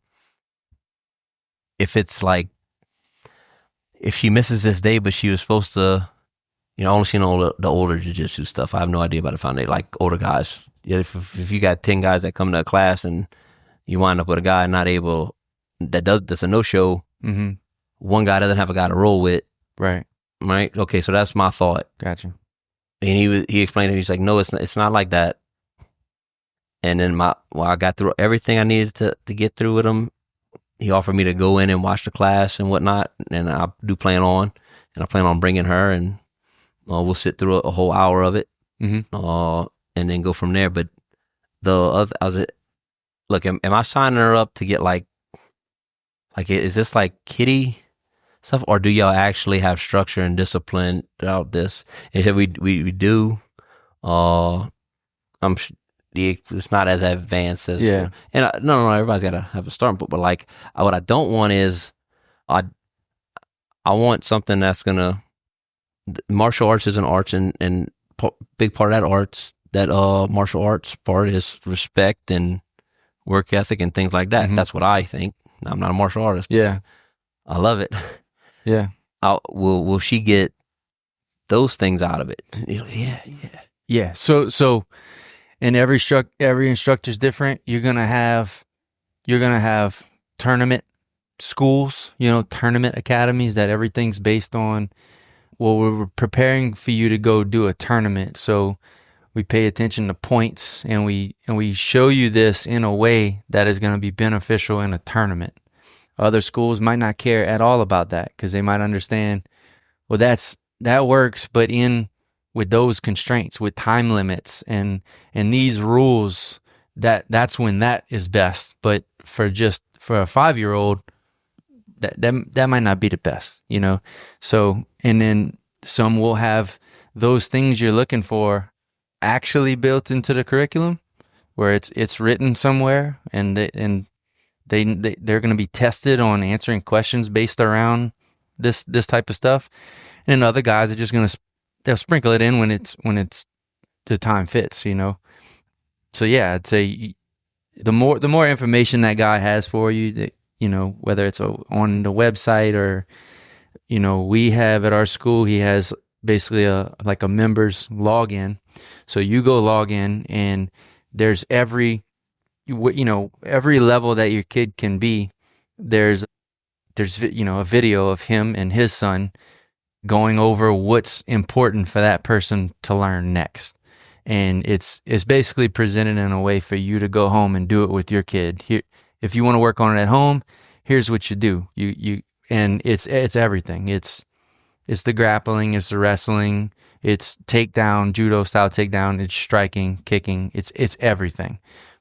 It's a jiu-jitsu school, but the instructor, Scotty, he fought MMA, he's done it all, but it's not set up as here's jiu-jitsu, Monday is jiu-jitsu night, or Monday you go to with this instructor and it's jiu-jitsu, Tuesday you do striking.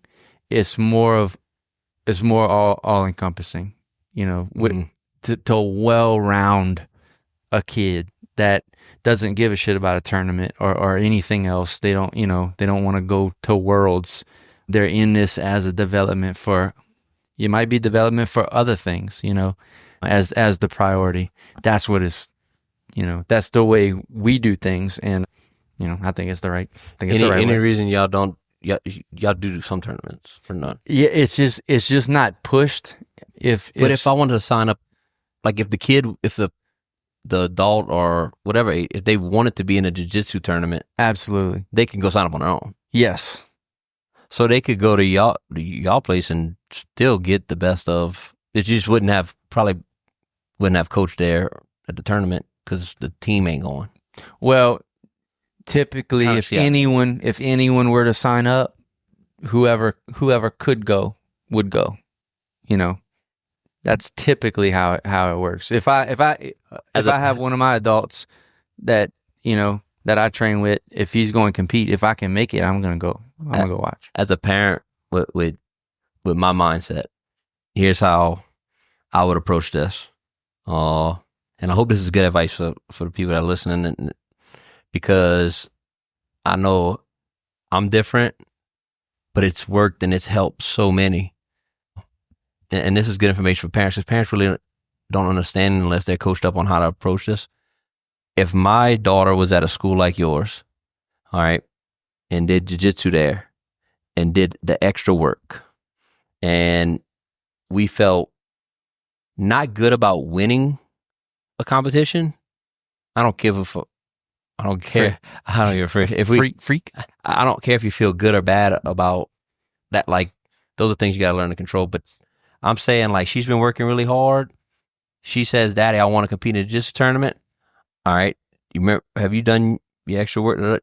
She checked all the boxes. Then yeah, I'll start putting you in the jiu-jitsu tournaments.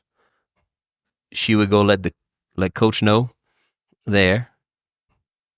I would then get her to, after that conversation, I would then get her to go back to the coach when he could spare a minute and ask, how much would it cost and are you available for this? Is this something y'all offer? If my dad videos my matches and I come in here early next week, and instead of a lesson where we're going to roll and do technique, can we review this stuff? Can you sit here, just watch these matches with me? Because I felt like I did good. I felt like I could do better. I felt like I didn't do good, whatever. Because I know in baseball we do lessons, right? Yeah. Okay. So a Monday lesson, if I had a baseball player, I'll be like, hey, look, this is all his swings over. This is the game he pitched, whatever it is. On that side of things, that's how I would approach it. Now they may be like, never heard of that. We don't offer that. Mm-hmm. I don't know, but then I'll learn. Yeah. And then from that point on, I would have to have a conversation and an easy one. My daughter done set the foundation because I made her take responsibility herself on this and communicate effectively between her coach, who's her coach, and me, which also sets up the foundation for that kid whenever they don't do good and coaches on their ass, rightfully so, for her to come back and like, your coach got on me today. Oh, good. Well, did you get better from it? Yeah, he got on me for this. Oh, this is what I was doing and this is what I should have been doing. So yeah, he got me right. Instead of the coaches don't like me, or not setting them up to effectively communicate between the two, and then later on, whenever they get older, handling learn how stuff, to be an adult. right? At so 4 years old. I send Aubrey to do that. Now with my 4-year-old, of course, I wouldn't be asking about watching videos for just trying to be like, yeah. This girl, we having trouble spelling jiu-jitsu, coach. I ain't gonna lie. Yeah. She went to grab the girl and she fell down. No, but like it's in martial arts world and in jiu-jitsu, and for the parents out there that are listening to this, set your kids up to handle their stuff and effectively communicate it back to you. And then at a certain point through that conversation, like where I just said I was at that point where I would go have a conversation with, we would go and I would go, what's the best way for me to go about this forward? Because like if my daughter's doing something, I'm all in. And I would rather skip meals to be able to pay to do that, or not buy any drink at the gas station, or whatever. I would rather cut back on us to be able to invest in her development and her future, because that's going to pay off long run. Yeah, what you would want is, if that's what the kid wants and that's what you want, someone asks the coach or pitches the idea and says, hey, I've heard about they got some jiu-jitsu tournaments. I'd like to do one. And maybe he would say, all right, I think it's time. I really don't think you need to prepare for it. If you find one you like, go ahead. Of course, I'd want it, like you'd want the blessing of the coach to be like, you'd say, you're prepared for it, go do it. He might say, yeah, go, look around online. If you find one, just tell me the dates.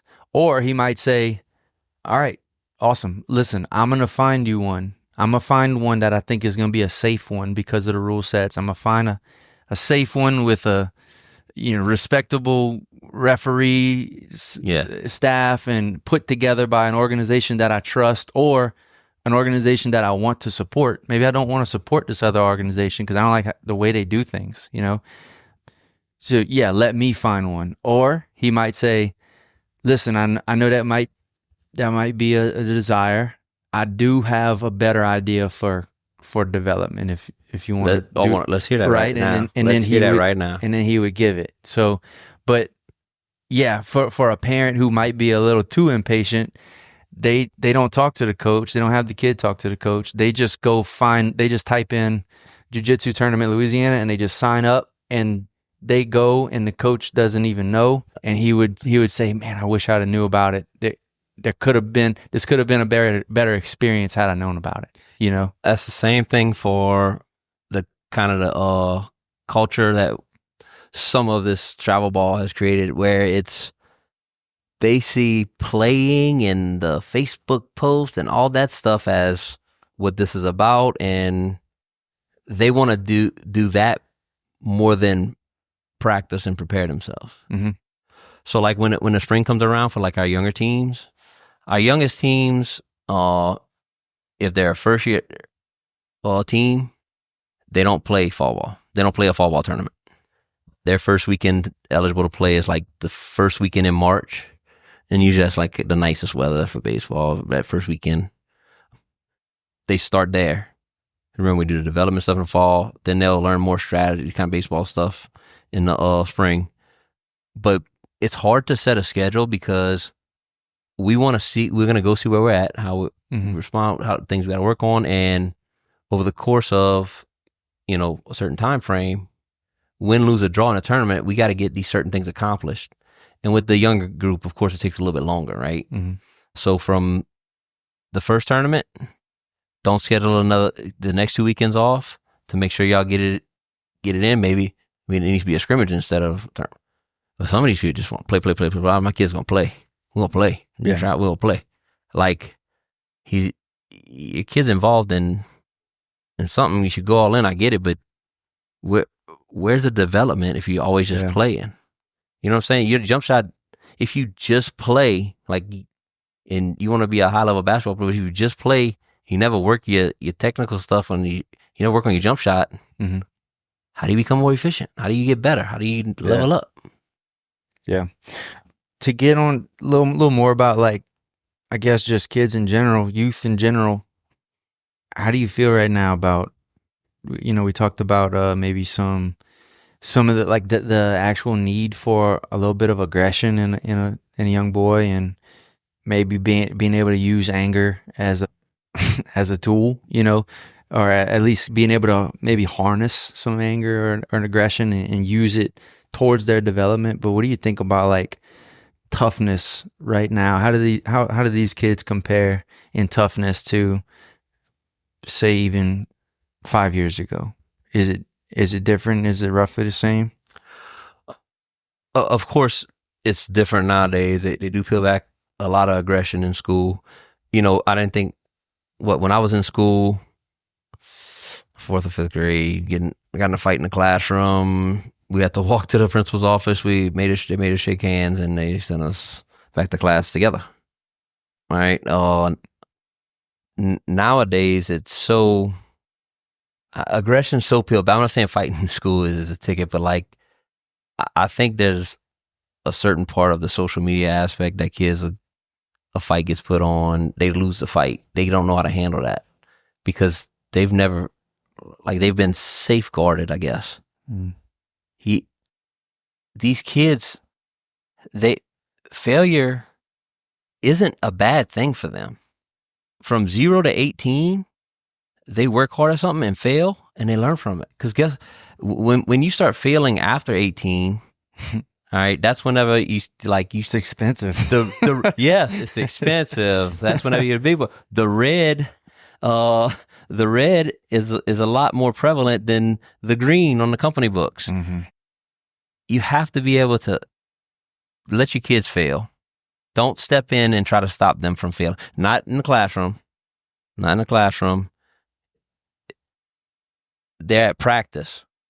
They're at practice with that coach or that team that you allow them to play on.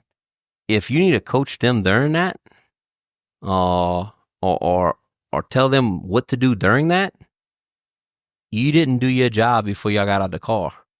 You didn't do your job setting them up to be so. Now, if you have to step in because of a discipline deal where your kid won't keep his hands to himself and this and that, and you maybe coach is doing this and tied up, and that I get it.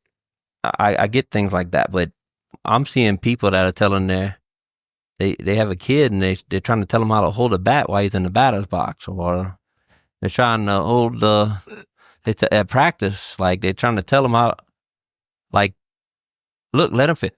If their kid is instructed by a coach to go do this drill over here, while he's right here and other coach right here doing the other drills to try and get more reps in, and your kid's doing it wrong, guess what? You can't say nothing. When the coach sees it, let him keep doing it wrong. Let that coach get in his shit. It's good for those guys. It's good for them. It's also good that if you do see that whenever y'all leave practice, it's always a good question to ask or leave the game. What you learn today? How you felt you did? Remember, my daughter came first dance recital, little Bumblebee Aubrey. She came off the stage and she asked me, "Daddy, did I do good?" I was a little rough at this point. I told her the truth. I said, "You just practice. I don't know what y'all practice at dancing, or how much y'all practice, but you just spent a year at dancing, and you had to look at the lady on side the curtain instead of doing the dance. Like, do you need more than a year to learn a dance? What do we need to do?" And my wife's like, "Stop, man, stop. Tell her she did good." I'm like, "No, I'm not telling her she did good. I'm not saying you did bad." I feel you. I told her that. Hey, and then I asked her. Not that I said that. I hate to answer your question with a question, but how do you feel you did? And that's whenever she said, I felt, she said something along like, "I should have did better, or I could have did better." Well, of course they're 4 and I get it, and you got to do it with a class. Like, I'm expecting more out of my kid, of course, and our kids at Select. I let her fail. I didn't harp on failure. Mm-hmm. I never, same thing in the classroom. I never asked her to make A's, or A's are not mandatory in my household. The A's are not like I'm not striving for her to make A's. What I'm striving for her for is the same things I preach to these guys. The rules are 100% effort, 100% focus, and you have to control how you respond. Otherwise, you can't move forward. That's what I asked for. And she makes sure, and she wants to be a doctor. And every kid's different. Mm-hmm. But I think the toughness, it ain't far under their skin. It ain't far away. They're still resilient kids and smart and more evolved on the technical side, I guess you could say. Scary. Scary evolved, right? I think it's underneath a thin layer of parents displacing blame instead of telling their kids to be accountable, and then putting a little more accountability on them for even things that may be outside their control. For parents protecting their kid from failure in an athletic environment or competitive environment. From parents asking, little Johnny, we were winning, and little Johnny got in the game, or we go in the last inning, and little Johnny made 2 errors, and they scored the winning run when he made the second error. He got on base because he made the first one. Okay, so we're gonna lie and not say that didn't happen. Now, did that lose the game? There's plenty of things throughout the game we could have did better. There's certain things you could have better. Of course, you could have did better. Maybe we could have did better in that thing. Maybe I realized, look, this daddy looking at you from outside. You looked a little fatigued when you got out there in that last inning. We have to work to get in shape. We will run the levee by the house. That'll prepare you so that way there's no fatigue errors. Mm-hmm. Errors are going to happen in all aspects of life. In baseball, I try to explain to our guys, those errors are always going to happen because of a field condition where it's a bad hop or something like that. If we put ourselves in the best position and work our tails off, sometimes those hard hit balls are gonna get us still. Mm-hmm. We're gonna make it. We're gonna fail. All right. But how do you respond? How do you get better from that? If little Johnny makes 2 errors to end the game and he gets in the car and says, "I lost the game," all right. Hey, look, I get you feel bad, son. You wanted to win? Well, we would have won. I didn't ask that. Did you want to win? Yes, sir. Look, I wanted y'all to win too, and everybody on that team. And y'all, look, it happened. How do we get better from that? Mm-hmm. All right, because it always sucks for every parent to see their kid upset or distraught, but that's part of a growing, building thing. Mm-hmm. That's part of turn that into, let's do more work. Yeah. Let's do more, so you can decrease the percentages of those failures happening. But I don't think enough parents are simplistically honest with the situations. I think some of the culture, parenting, I think it's harder these days. In my personal, I don't have the experience with it, but I see buddies of mine that have a kid and them and the mother are not together or whatever. You're learning how to reparent after you've been parenting together for a little while. Mm-hmm. And then you meet someone and now you're learning how to kind of reparent with the structure and discipline of 2 different core groups, I guess you could say. Mm-hmm. And I think when that first happens, of course, it affects the kid, but I think parents get away from being honest because they want that kid to want to be with them when they're with them, and they don't want to whatever. And I think instead of going through that process of whatever, not being together and coming to terms like, hey, listen, we're going to be honest with our kid, not rough or strict or yell or loud or whatever, but we have to be honest with our kid. We have to, when we can't lie to our kid and said, oh, don't worry about that error. So-and-so made 3 errors in the second inning that gave up 4 runs. Right. It's not your fault. If we would have never been at that point. No, take that accountability. I just think that being honest with them makes them tough. And you don't have to be brutally honest. I think the first time when I told Aubrey about you spent a year in dancing and you had to look at the lady dancing behind the curtain to Yeah. She's 4. Lacey, my wife, says they all do that. I don't, that's not all my kids. That's not all my kids. I don't care what all those kids are doing. She's been dancing for a year. Our goal, when we talked about our goal from that point on, because all the grandparents were, oh, you did so good. No, she looked cute because the outfit looked cute. You didn't do good.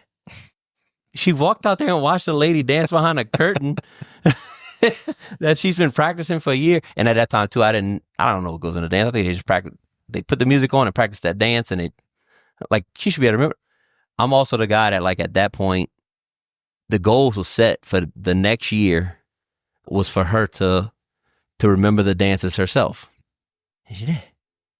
We also put it in there if we need to do extra, we need to practice extra. That's what we're gonna do. Mm-hmm. Now, when your kid call me just being I hate to say that, call me being biased towards my kid, but I'm gonna say this and I'm gonna explain it. When you have a kid that has a lot of success, and you're still honest with them, it still helps. And that sometimes there may be situations where you have to present opportunities of failure to them, or put them in a position where something else may factor in on their production or whatever, and affect them, so that way they can get the challenges. Because Aubrey's had a lot of success in this dance stuff. So they went to nationals in Gatlinburg last year. We drove back, whatever, the 11-hour trip. This is my idea of me setting her up for failure to get better and learn from it and grow. She just danced every day for 8 days, but I don't know what it was. And she was in, I don't remember how many. This year she's in 8 competition dances, I think it is. Last year was 5. Whatever. I expect my kid to do more. I knew she was fatigued. And then just riding back with a car full of stuff, because my wife packs the whole house to go on vacation or go to dance. Dance all week, 10, 11-hour drive back. On the way back, I called, shout out to Allison Hall. She's the Nichols dance coach now. She was at Central Lafourche. We became friends when I was over there. I got with her about doing private instruction with Aubrey. So on the way back, and we had did something before. On the way back, I knew that the day after 6 days of comp dancing in a row competition, yada yada, going hard as competition, 11 hours of travel back. I knew that the day after that, I don't know if anybody would have been at their peak performance levels. Mm-hmm. So I set Aubrey up for a 3-hour. I set her up for a 2-a-day, where I called Coach Allison. We got her lined up to come to the dance studio in the Zalmans. We got that booked up. Shout out to Miss Nicole, Dance Unlimited Parody, Dance Unlimited Competition Company, whatever. That's where my daughter goes. She came in. I said, look, this is what I want. I want a 2-a-day. I want 3 hours from 9, 10, 11, 12. Yeah, 9 to 12. I'll pay for y'all to go eat lunch. Where you want to go. I'll give you lunch money. You take her to lunch. Mm-hmm. And then when y'all come back, 2 more hours. In my mind, I put her in a position that had the odds, it's kind of stacked against her, right? Yeah. But I think that's okay. I think that makes her tough. Because she's tough. She's mentally tough. I think with her having the success that she's had in dance, I think her having me setting her up in that day, I didn't tell her I'm setting you up for failure. I looked at it more as like I'm setting it up as a challenge. Mm-hmm. And I know she's going to have certain restrictions, just being sore, fatigue, and whatever. Well, it was rough for her. But Allison pushed her. They got better. And I don't care if they didn't get better at one dance move that day. Mm-hmm. My daughter got better that day. Yeah, for sure. Because she had to push through situations where things this was what she pushed through. It wasn't as easy as it normally was for her to get and learn something. If normally the Allison will teach her something, 1, 2, 3 tries, she got it. Mm-hmm. Took longer because she's fatigued or whatever, jet lag because I was going 100 on the way back. Yeah. I think people protect their kids too much and don't allow just being protective of them. You don't see like the good in putting them in challenging spots. Well, so I don't think it's just, I think it's more everyone. Like people don't do that to themselves, right? Like people that are comfortable don't go get uncomfortable. And that's what's so cool about jiu-jitsu as a thing for adults and kids is you can have a comfortable lifestyle, and you got this thing where you can go put yourself into extremely uncomfortable situations, repeatedly, and you learn quickly that you learn what to do to survive. Basically, you learn how to stay.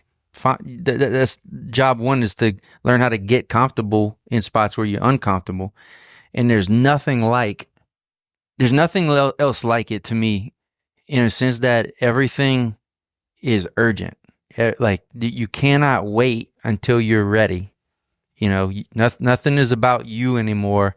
Nothing is about how good you are anymore. It's about like all these variables against you, how good that person is, how big that kid is. I'm a girl, that's a boy, and he's 100 pounds heavier than me, and I'm on the bottom, and he's trying to put all his weight on me. Like, so what?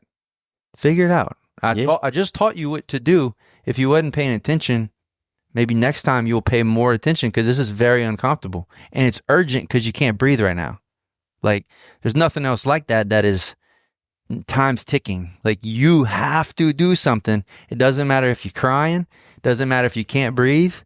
You have to move. Like, you got to move your body. You got to turn. You got to push. Whatever the thing is, it's extremely urgent. And I think that's why adults get, so hooked on it so quickly, is because it's a big slap in the face to anything you're used to or good at, or used to being good at stuff. You're not. It doesn't matter. It doesn't matter what else you're good at.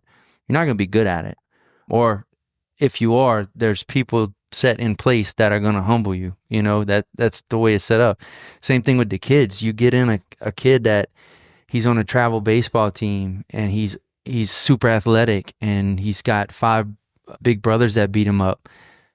And he comes into the class, and he's got some 8-year-old girls that can hold him on the ground, and he can't get up. Yeah, making him tap. It's a big slap in his face, right? And so what? You're gonna have to do it again. So it doesn't matter how annoyed you get, or how aggravated you get, or if you cry about it. If you're gonna stay, you have to figure out how to be okay with that girl crushing you into the ground, right?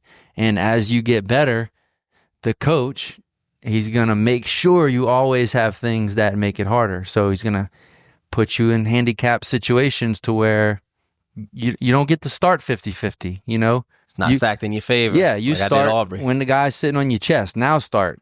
And once you can get out of that, now start when you're face down on the ground, So it's not like, what I would consider a team sport. Like, once you're the best on the team, you're the best on the team. Like, you're good. You're just good at everything.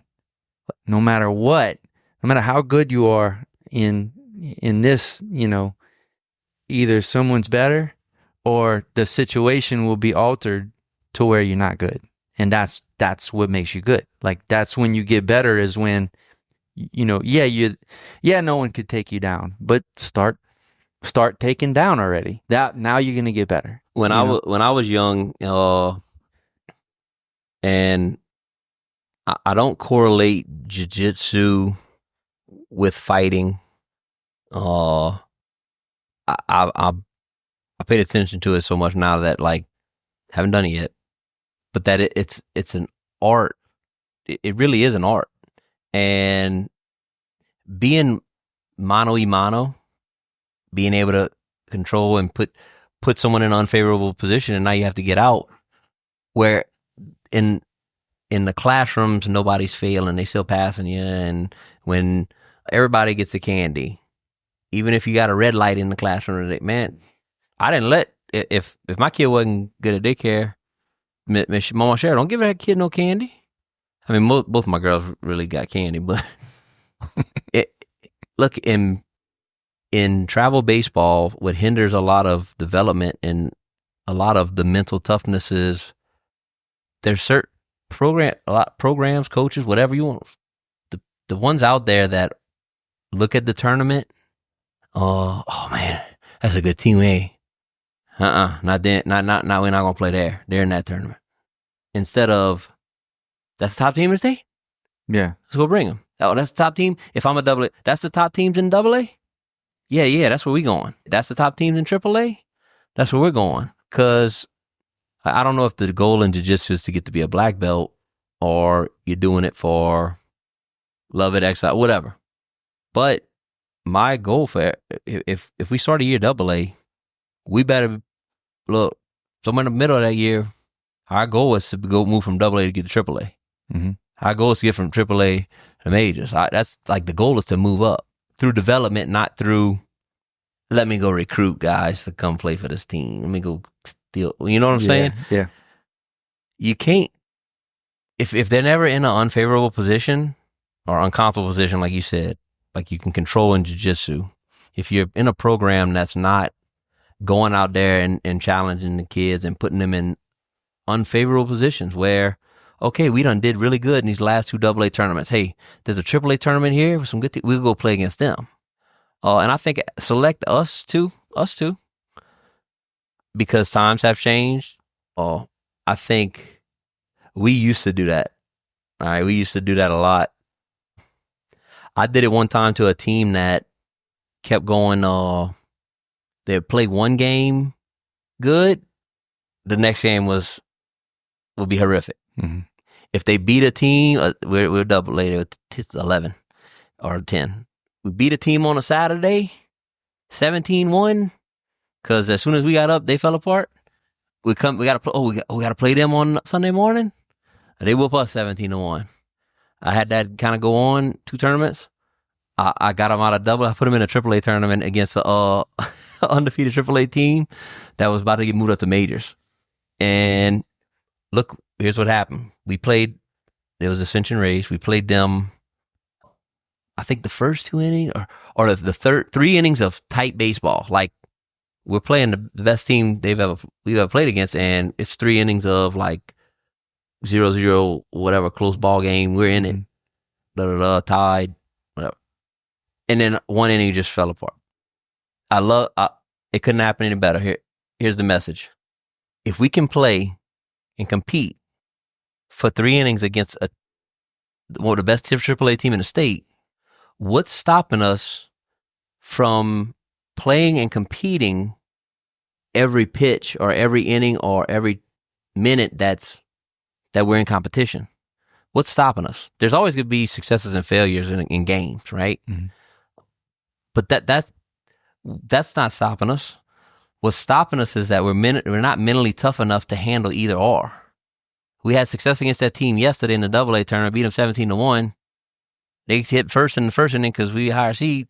They scored a couple runs. We let them hitting a home run in the first inning lead to a 2-run home run, lead to 6 runs because we start walking people and we're not understanding how to handle failure. It's pretty cool whenever you get to see the kids start to handle both failure and successes and take both of them and process them. It's pretty cool in jiu-jitsu, I'm sure, whenever. What age is that? Man, some groups take a little bit longer. For me, it just depends. So the way it works, like I coached the group that's like they're in high school right now. They're killing it. I coached them from 10s all the way up through. I'll tell you when they got it. They got it when 13U fall. 13U fall, they got it because they realized that we weren't just physically, we were still physically strong, but we had been majors since we were 10. and they were always like nobody missed practice. They always showed up. We always worked, but like playing a high level, like playing majors, the margins are a little different. So maybe that's probably not a good example. It because we still competed. I just kept trying to push and get through to them.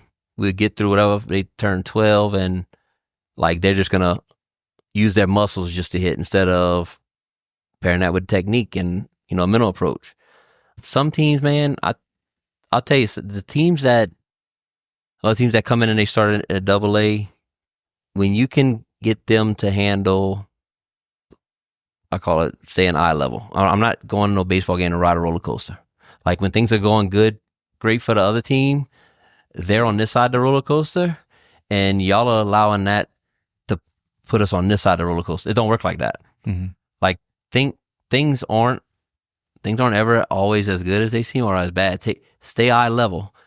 Enjoy the game and the adversity and the challenges that it faces, but this is not a roller coaster ride. Mm-hmm. We're not going to be way up here and then down, way down here, and then that's exhausting.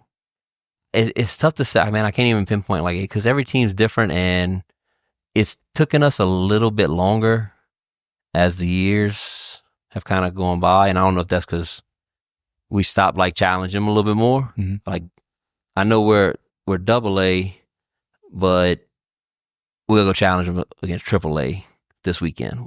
We'll go play two tournaments in the spring, and then either we moved up to AAA and earned it, or I'm putting us in AAA because we need to see what it is. Yeah. And and then we go do that, and then double, and then kind of eye opener. There's no blueprint, like I said, but mm-hmm. I'll tell you seeing our guys that like on that majors team that it was always pretty solid, man. We always were. We had a bunch of little brothers on the team, a bunch of dudes that they never missed practice, bro. If we had they were committed, bro. That was an awesome group, bro. Shout out to Spencer and Jacob, CW, and Braden Mouton, Chicken Little, Kevin LeComte, Thomas LeComte. They always were committed. They worked their tails off. They like to have a good time and joke. But we had competed in majors since we were young and didn't win the major state championship until 13. We kept pushing the technique and stuff to pair with the strength, and we had developed the tools to have the strength to play the game. And if technique did fail, they could still mm-hmm. compete but it got to a point where pairing it all together, that happened 13U fall. I'll put us in a fall league at LaSalle. Chad Catalano had set it up, and I was against fall leagues because I didn't want to play during the throwing program. But it was like a Sunday morning, double headers at LaSalle, same time basically. Mm-hmm. So I did it, and it still worked out. We still got our development in. They tried to out-strength and out-tool, like, I guess, power play them because we had developed that power too. They tried to just like out-power play them by like swinging as hard as they could instead of putting it all together. And at certain points before that, we had done it, but like I said, the margins are different. Mm-hmm. Look, if you got a situation that's favorable for you and your guy overswings through a pitch that he should piece up, like that's on us. Like we that doesn't happen in team baseball. Mm-hmm. But it just varies. The hardest thing is the parents being able to sit in the stands, and them handle success and stuff too. Mm-hmm.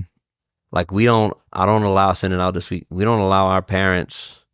We do not engage with the umpires.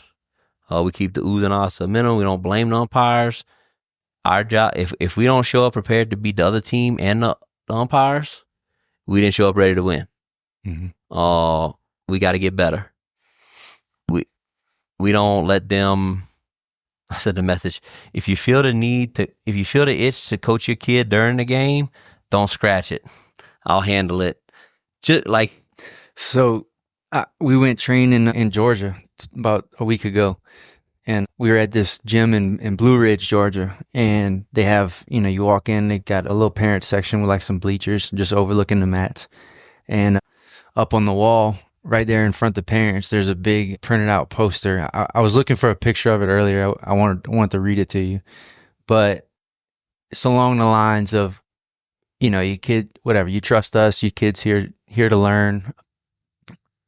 The only way we would encourage you giving your kids, tips and lessons from the sideline is if you yourself train. If that isn't the case, and you still feel the need, feel free to wear this gi. And they have basically a uniform hanging on the, you'd put a uniform hanging on the wall. Basically, like, if you want to coach, just put the gi on and come on, and we'll let you coach.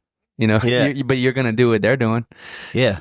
Or here's my thing: a lot of the parents, everybody's busy. Maybe they don't have time. Whatever it is, a lot of them say just split it 50-50. I won't judge. Say 50% of them work with their kids extra on their own to try and re-implement what they were working on at practices and development and da-da-da. And then 50% of them don't. Okay. On either side of that, which one would it be better for to coach their kid in game? What you think? The one that's working with the kid. That's what my mind says too. But if you're working with the kid, you should. Exactly. So that's my point, right? So if you're working with the kid, wouldn't it be better for you to allow him to fail his way or him doing it wrong in the game, and then like go over that when you get in the car, use it. Go over like, hey, look, did you give 100% effort today? Yes, sir. Did you give 100% focus today? Yes, sir. Are you sure? Mm-hmm. Are you sure? Because we work on the swing, and you owning your swing. And what was the pitcher's name on the other team again? You don't know? Okay, well, how come you let him control your swing? How come the swing you work on, you let him control it? Yeah, I see what you're saying. Yeah, he did get me on some pitches, but I could have sat. I should have sat back a little more, or I should have owned my swing and only put my swing. Because look, if you don't know the kid's name on the mound, even if you do, and he's changing your swing, he's getting you out. All right, he got you. You got to own your swing. But if you're a parent that works on it with your kid, like, let them fail, and then just like ask them those little things. If you're a parent that don't work on it with the kid, simple. Still ask them if they did the requirements, the simple things. Mm-hmm. And don't offer how you felt they did. Ask them how they felt they did. You did? Yeah, don't convince them. Yeah, and look, if you have a kid on a team and you don't have to like the coach. The coach don't have to like your kid. Coaches like kids that work hard. All right. Coach Bodry said, somebody told me I was playing favorites. I told him, yeah, I play favorites. The guys that throw 90 and strike people out, and the guys that hit doubles. Those are my favorites. It was just a generic, but like, look, don't protect them, because toughness back in the day, and I said this earlier about the jiu-jitsu, I don't relate to fighting. Toughness back in the day, you used to think people that fought were tough, or that football made you tough. I don't know. I don't think that's the case. I think getting them mentally tough makes you tough. Being invested and working extra makes you competitive and tough in the craft. Like, we spend all this time doing all this extra. Like, you're gonna give it everything you got when that competition starts. Mm-hmm. You've invested time, and this means something to you. Mm-hmm. Not doing extra and just showing up and doesn't help make anybody tougher. Because fighting, we're in a different day and age. But if you're expecting football to make your kid tough on the baseball field, then why you put a big football player in a box and he's jumping out the way to baseball? You know what I'm saying? Yeah. The mental toughness would be, now take that football player, make sure he understands how to win a baseball game, and your coach in football had made him mentally tough and competitive and invested. and you make him try to win that game after he understands the rule set, then he'll probably wear that pitch. Mm-hmm. Right. I don't know. I get so caught up in this because, like I said, there's no blueprint. It's not written down here. Steps 1, 2, 3. Your steps. If step 1 goes this way, you go this way. Like every kid's different, and that's what's cool about it, though. You know, I don't think you'd enjoy it at all if there were a blueprint or it was a franchise and you coaching from a binder. You know what I mean? Boring as hell. I don't think you'd enjoy it. And so we're blessed here, though. We really do have a lot. Like we rarely have parent stuff, like especially on my team. That ain't happening. But they may try some of the younger guys or whatever, or they be new to the program and they're not sure. I always try to explain to our coaches, look, the first thing is our job is to coach the parents too, so that way they don't stop their kid from reaching his potential and getting his way when he gets to high school. Because there's ways to ask questions to your teacher, instructor, coach, whatever. There's ways to approach it. Yeah, I really like what you're saying about like having your daughter go have the conversation with the coach or the dance instructor or whoever it is. I like that a lot. 'Cause, you know, just thinking back to things I see, I think that'll play a huge benefit. I think a lot of people should listen to that and try it out, and it's gonna have a lot of give back, you know, throughout time. Aubrey made all the competition dances for DU, and Miss Nicole got the dance. She bought the dance studio or took over the dance studio, whatever, 2 years ago. The first year she ran the competition, just like whatever. If you you can be part of the competition. This year you had to make it, yada yada. Aubrey makes it. She made everyone, but she was upset because she didn't make. She was trying to make the older group. But it would have put, I don't know how all that shit works, but it's basically she wanted to be with like the 15, I think it was 15, 16, the oldest group. She's 12. Miss Nicole explained why they kept her in that group for whatever reason. I don't know, something. I don't even care. Put her where you think. She's got jobs. She like her jobs to get better. Aubrey goes to one of the dance classes and that they required to take, and she comes home upset. And I'm like, "What's up? How's dance?" I got these girls. The students didn't listen to this and that. I think it's girls. Some of the girls that went, her age last year moved up, you know, and now she's one of the older ones in the group. But some of the younger kids came up, and they weren't doing. They're having to start back at stuff she already knows. So that bother. And look, I don't like wasting time, like I said, right? So I said, so what's your issue, Aubrey? I already know all this stuff, and we're not learning fast enough in class, and all good concerns, baby, all good concerns. But why are you upset about this? I got her to tell me why. Good reasons. I get it. Now here's what we're gonna do. This is day 1. You're gonna do this. Here's the agreement: 4 weeks. After week 4, you're going to come home and report back to me. I don't want to hear anything about this from week 2, 3, and 4. After week 4, we're going to sit down and talk.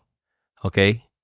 And then you're going to go talk to Miss Nicole when we meet after week 4 and there's still an issue. I said, but let me tell you something. In the meantime, here's what you need to do. You need to be a leader. If you're one of the ones that already knows that stuff, you need to help. And find ways to help and elevate the team and elevate the program. And that's your challenge. You do that these next week 2, 3, and 4. We'll sit down and talk after. I'll hear you out. And then you're going to set up to go talk to your dance, the owner, dance, whatever. Week 4 came around. Guess the class has been good because that's been done came and went. And I ain't heard nothing. But I challenged her as here's something on top of this. I made that opportunity that probably didn't. You send her to dance to go to get better. That was an opportunity for her to get better in a different way.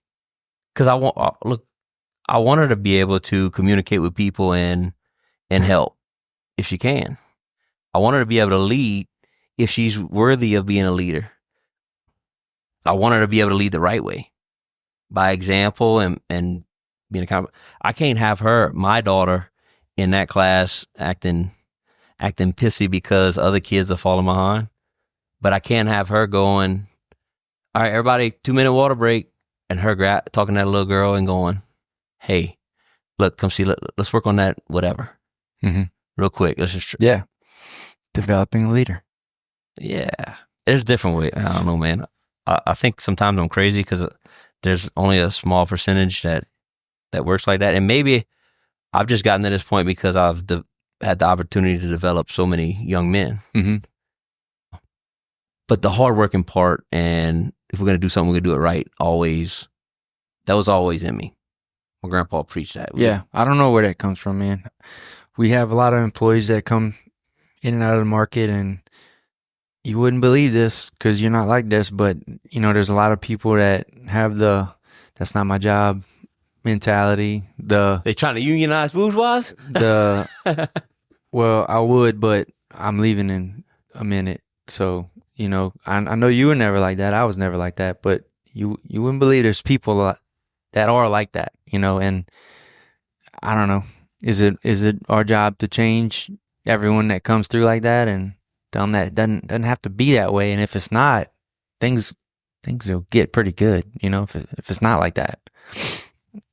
I don't know. I think it comes down to just influences, like I said, and what you see, Look, hard work isn't for everybody either. So look, someone like that, yeah, you need to be a what's those people that get to sit at home and their drawers and answer the phone for Apple Care or whatever? Yeah, there you go, bro. Hey, look, that's perfect. That's the kind of job you need. You're your own boss. When that phone rings, you got to answer it, or you could forward it. You can get fired from that one too. But I believe, like, as Select, with it being this type of program, we are working to build the ones that, like, oh yeah, look, no problem. No, look, can I do it first thing tomorrow? I have to go get my kids. Yeah. Hey, no problem. And the first they show up, clock in, get that done, roll on. Yeah. That's what we can hope for. So I think I heard you say something earlier. You said that you felt like a need to pay back baseball. How'd you say that? You felt like repay my debt to baseball. You owed a debt to baseball. I wanted to repay my debt to baseball. But is that how you still feel about it? Because I feel like it's a little more than baseball. I feel like it's more or less about kind of like the next generation of kids, and I think you're using baseball just like I use martial arts, and I think there's places that you can go learn how to play, how to be a better baseball player, where you won't learn those things, and that's why that's the art side of this, what may happen in this building. So it started out repaying my debt to baseball. I established those goals, every goal that I had set. Put enough players coming out of Select with some tenure in the program. We want those guys to walk into high school being able to compete for a spot on varsity. If that's a practice spot on varsity, if that's to compete on a spot on the varsity roster. Okay, we've done that. We wanted to send enough Select guys to high school to help them compete for and win a state championship. South Terrible, Vanderbilt, Edie White. Edie White only had, I think, 2 the year they won the state championship, but their state MVP or pitcher MVP was Brennan Gobert, Select guy. Years in Select, coached his older brother, and then we coached him for years. We've done that. That's been accomplished. Mm-hmm. The full potential thing, and like we've had kids from Select be class presidents. We have guys graduating on stage. We have, man, I could put a list together of all the awards they get and stuff like that, but like I'm not a big award guy. Once we win the trophy, I'm like, how we get better? Let's go on to the next one. Yeah. Let's get more challenging. Anyways, to open up the door to a high level like tool development and technique and mental that'll help them not only in baseball but in life. And if their goal is to be a college or a pro baseball or whatever their goal is, like hard work is the foundation of that. Mm-hmm. And then there's always going to be technical sides and intricate things that go along with that. And you pair those things together and always look for ways to get better. You can. Well, we've done that. Guys there's a foundation here that if you do these programs, you work, you trust in it, you have a foundation where if you keep working throughout your high school career, you have a good shot to go be a next level player. We've had, I think our numbers are at 70 something. We're closing in on 80 guys that have played in select have went on to play in college. Jeez. I wouldn't have guessed that. Not everybody panned out. Don't get me wrong. Yeah, things that we had guys that got on a college roster that we had a guy that didn't even make it freaking a week of school, I don't think. But we've also gotten we used to be away from our guys when they would get to high school. Back to refocusing on the young guys. Mm-hmm. Whatever. The facility, y'all can use it whenever y'all want. Put in the work, da-da-da. They'll compete, do good, then they would start to fail, and then you get a call, hey, can we get lessons, this and that. We're trying to set it up now to not just the guys that stayed with us and done lessons, but guys that have come to like programs here throughout, like graduating select, I guess you could say, are still developing. Instead of they go to high school, we had a guy go to, I ain't gonna say the high school, through 83 off the mound, 8th grade summer, gonna be going to 9th grade, beginning of summer trial for the high school team, throws 83 off the mound. We finish our summer, he plays with me the next summer.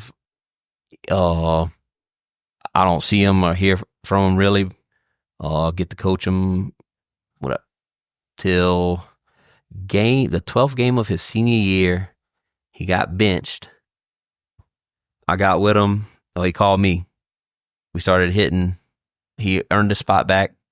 But that same guy graduated throwing 81 with no arm injuries. Like you go into high school throwing 83, keep working, keep doing the development stuff. Like you got all you got to do is get 2 miles an hour every year. And there's certain times they'll gain. Like say he got into high school at a little older of an age, like say he's a 15-year-old in high school, whatever, and you graduate like 18 or 19. There's that age where you get that man strength too. Yeah. So you gotta. Anyways, we're putting it together now with we can continue to develop those guys through our programs, and not just a lesson-based thing, more of like a group program with the weights and stuff and all that, because I'm tired of seeing guys, whatever they showcase when they're freshmen and sophomores, they're showcasing the same thing when they're juniors and seniors. That makes no dang on sense to me. Right. You know what I mean? Like it got comfortable. Yeah, comfortable, whatever. You don't, because maybe the school you're at, the guy people want to point the finger. You're in control of you. I don't care how lazy your high school team is. You can put in work. All right. You can put in work and continue to get better. You got the blueprint on that. What was the other goals? The Elite 32, which, to quote Travis David, when Eli was 12 coming back for his 13U, I told him the Louisiana Tigers invited him to go play at the Elite World Series. They had made it that year at 12. I think we were like AAA. I told them they went. I kept tabs. How's he doing? Eli was doing good. Yada yada. I told Travis when they got back from the Elite World Series that we were gonna win the Elite World Series next year.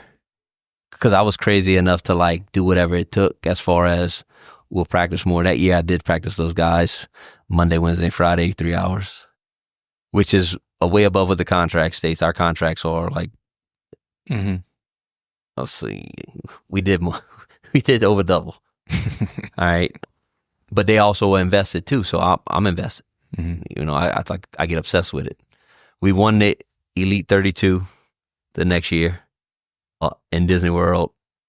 Aubrey was there. She ran on the field. Can't give me a hug. She was crying. That was awesome. I got great pictures of that. That was a goal. The major state championships, that was goals.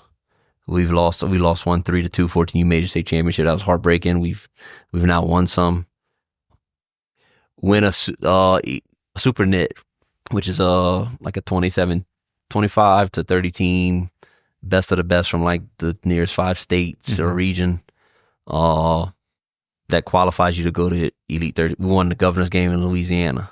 We finished second in Houston to the Dallas Tigers. They beat us in the championship, and the Midwest Elite beat us with a 13-year-old throwing 87 miles an hour from 54 foot. So all my goals were accomplished. That's ridiculous. But I was getting out, kind of, you know, Kobe does a great job here. When I got the boot and I got to come back around a team and help assist coach it last year over here at Select, it just kind of fired me up again, bro. Because I enjoy the kids. Like, we want to get better. They're invested in development, and we got a lot of young brothers on that team now too. That's my 13U team now. Great parents, for the most part. And then we get with Brock, and now we doing that side of it, and now we got a plan in place, our goal in place to, like, it's been great and been producing for years in that model, and we're basically rebranding it, and there's nobody that's going to be able to, within the next 3 years, there's nobody that's going to be able to outclass us or outdevelop us. There'll always be things you can learn and get better at.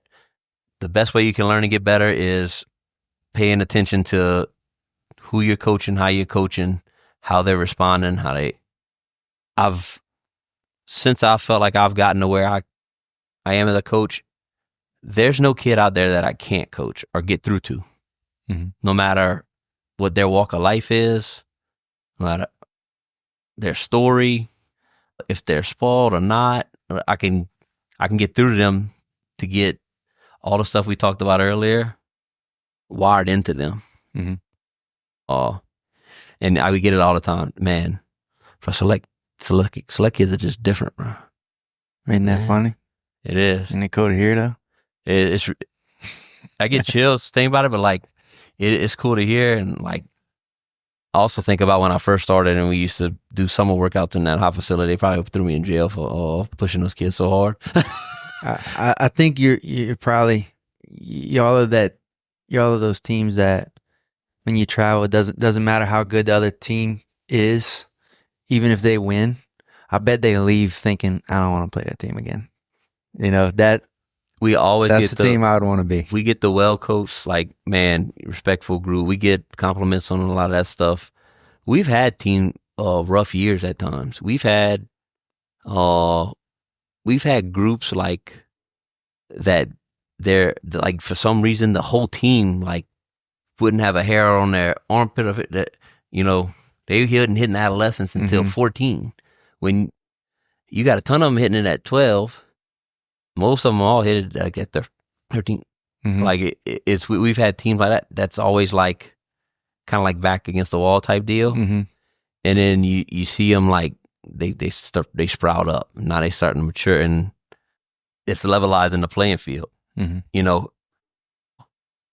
the best thing that I see is when by the time they're 12, just the work ethic and things like that. That whole being able to use different things as motivation comes some, like, that'd be like the next phase of stuff.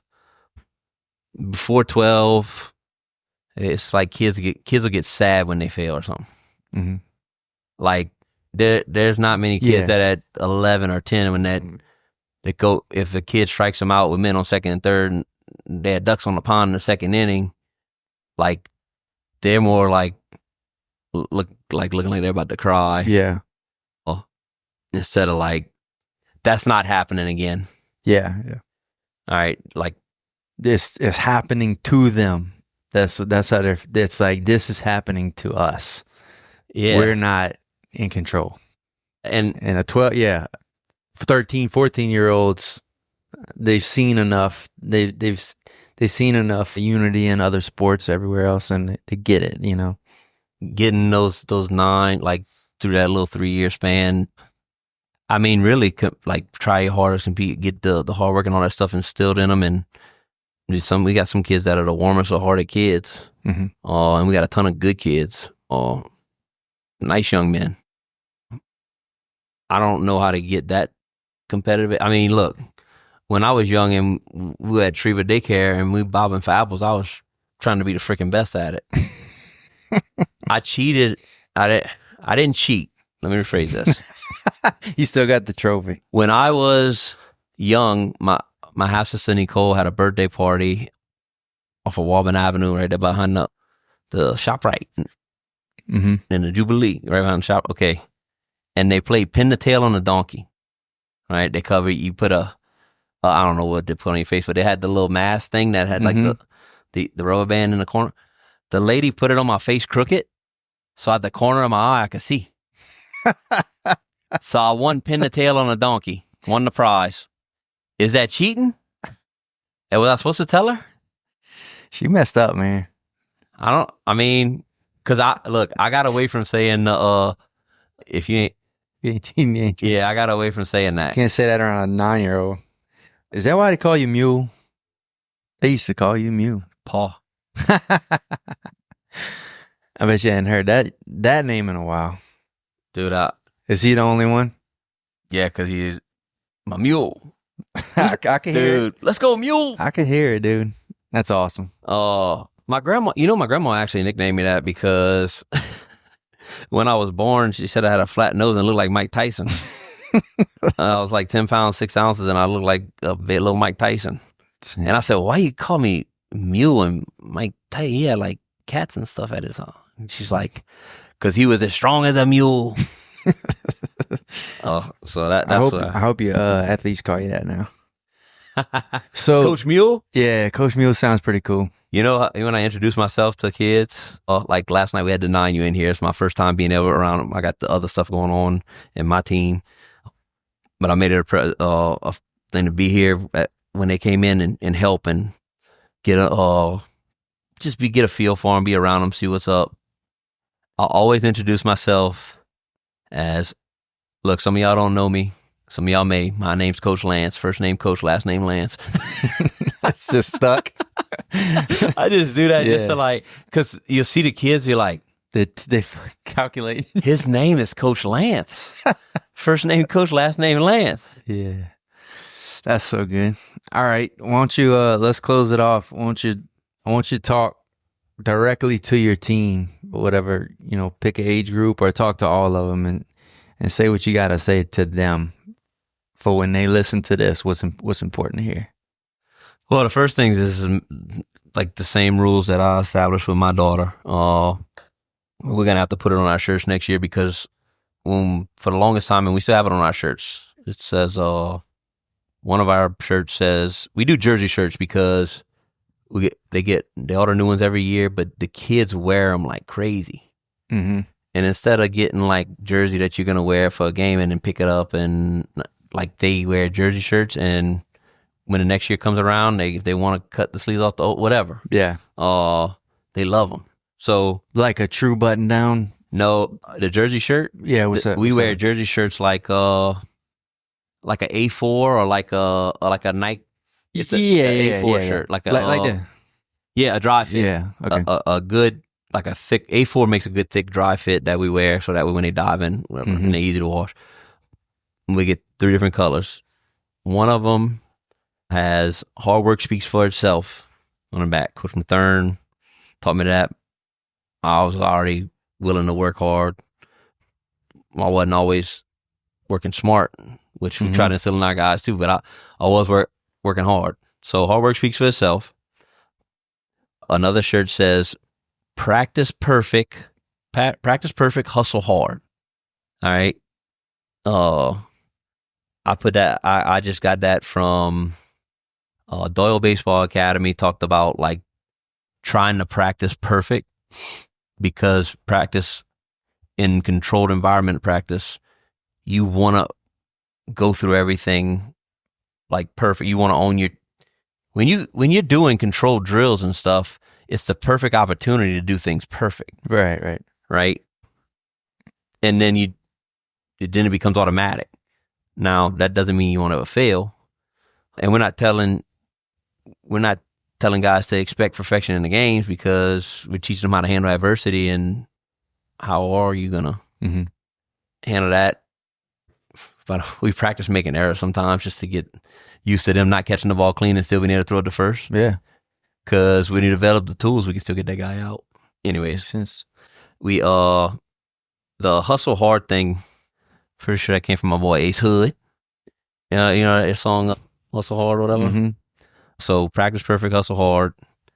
And I don't know how to put it on the shirt because it's too much, but the 100% effort, whatever you're doing, wherever you're doing it, all right, if it's means something to you, if it's something that can help you and people around you, if it's something that can develop you, if it's wherever your feet are, all right, if your feet are there and you're in that moment, 100% effort, 100% focus, and learn how to control how you respond. Because if you can control how you respond, then you'll be better at controlling your reactions. If I can't control how I'm responding, the game the game itself is gonna beat you at times. Mm-hmm. Where if I'm up the bat and that umpire calls a 2-0 pitch off the plate a strike, and I'm mad about that and I can't get over it, and that guy comes back with another pitch that I should put the barrel on, and I overswing because I'm mad about that. Yeah. So the pitch should strike you out, or the pitcher should strike you out, not the game. Like, don't let the game strike you out. It's that one ball coming. That's the only ball that should strike you out. Don't strike yourself out. Yeah. Don't let the game. You play a game. There's gonna be adversity and stuff, and look, be excited to be the guy. Like, want the ball in that moment. I say, expect the ball every pitch. Mm-hmm. But from pitch one to the last inning, I don't want it to feel different. Mm-hmm. I don't want you to be in your head, oh, this is a big situation, and this and that. Right. Like, they're all opportunities to create opportunity, right? It's all opportunities to compete to win a game. If you made 6 plays at shortstop throughout the game, all right, and you got to be honest with yourself on this, the winning run or the tying runs on third in the last inning with 2 outs, and they hit you the ball, did it ever cross your mind not to miss it because there was the tying runs on third? Because if it did, we got to get that out of there. Because it's just 2 outs, ground ball to me, I'm going 1. Yeah. It's the same ground ball. It's just a job. You can't let that situation own you. You know what I'm saying? And you have to controlling how you respond allows you to play the game the right way, to play it at a high level and be successful, especially against teams that are loaded with the best kids from like 2 or 3 different states, and like compete with them, beat them, or fight them to the death until they beat us. Mm-hmm. You have to play a full game of baseball like that. Yeah. Every at bat is for the team. It's the team's at bat. You're just in that spot. Right. If you can't control how you respond, and the guy over there shaking the bell and saying that the batter can't hit done made you overswing and now you missed pitch 2, that hurts us as a group. So you wind up getting the team to play it and own the game, I guess you could say. Play the game, and I guess own how they respond. It's so much funner, but it's also it knocks the percentages in your favor to win, because if you control how you respond, it's always going to be easy to give the 100% effort and focus. Of course, fatigue and stuff plays a fact. But if you can't control how you respond and you're mad, then you're not giving 100% focus, because you weren't focused enough to put a good swing on the pitch. You will overswing at it. you're not playing to win. You're not setting yourself up for success. And look, there's gonna be days, there's gonna be tournaments where your team's gonna go out there if they're playing at a nice and high level against other really competitive and high level teams. You're gonna go out there, do 99% of what we ask the right way, and that team just beat us that day. But I'm okay. I'm okay with getting beat. I'm okay with. Do I love it? No. Does it bother me? Yes. Does it? It don't bother me as much as it used to, I guess. But am I happy that we lost? No. Do I start going, man, we did everything right. Where could we have gotten better? Yeah, I've been through that for years. So I've gotten to a point where, for the most part, we do 99, we do 100% of it right. They do 100% of it right. Sometimes that little flare just fell over our guys' heads. Sometimes the ball bounces their way. Sometimes some calls go in their favor. We'll never allow ourselves to be like the umpires cost us that. I don't let us say that. It's on us. But, man, I'll say this. Any guys that play at Select, on my team, any team at Select, listen to this. Pay attention to this. I'll repeat it. I said it earlier. And wherever you're at and whatever you're doing, 100% effort, 100% focus, and control how you respond. And that little foundation right there will allow you to control your body naturally and mentally, be able to control your reactions much better. That coupled with hard work, all right? And not just the couple hours of practice that you get at high school every day. You have to do more if you want more. If you want more, do more. You can be the one to stop yourself, but don't limit yourself. All right. If you want it more, go get it more. All right. So what if a guy next to you is naturally better? You can work for it. Baseball's a weird sport where, look, we've seen a lot of size in the major leagues now, but there ain't nobody stopping any small guy from throwing 100. No, anybody stopping any small guy from hitting the ball hard or play. Look at Jose Altuve. All right. So it's not a size limiting sport. If you got a goal, sell out for that goal. If it's college, if it's to win a high school state championship, if it's to be the best high school teammate, the best high school player you can be, whatever it is, you got to work for it. You got to work hard. You got to work smart. Both of those coupled together can lead you in the right direction. Don't get comfortable being comfortable. All right? Because winning is unnatural. Succeeding is unnatural. You have to work for it, and sometimes you got to get uncomfortable.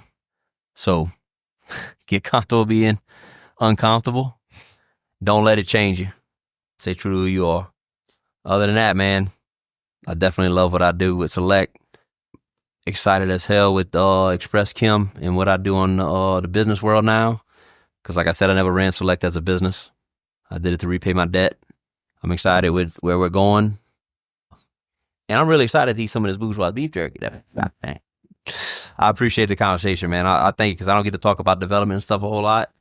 And it was good to catch up. Yeah, this is awesome, man. This is up my alley. This is stuff I like to listen to. So, and it's stuff that should be talked about more. Is what, I think is what people should listen to is more or less stuff like this. Yeah, some of the stuff I was trying to get out, but I've always been pretty good at what my brain's thinking is coming out my mouth. Yeah, not me.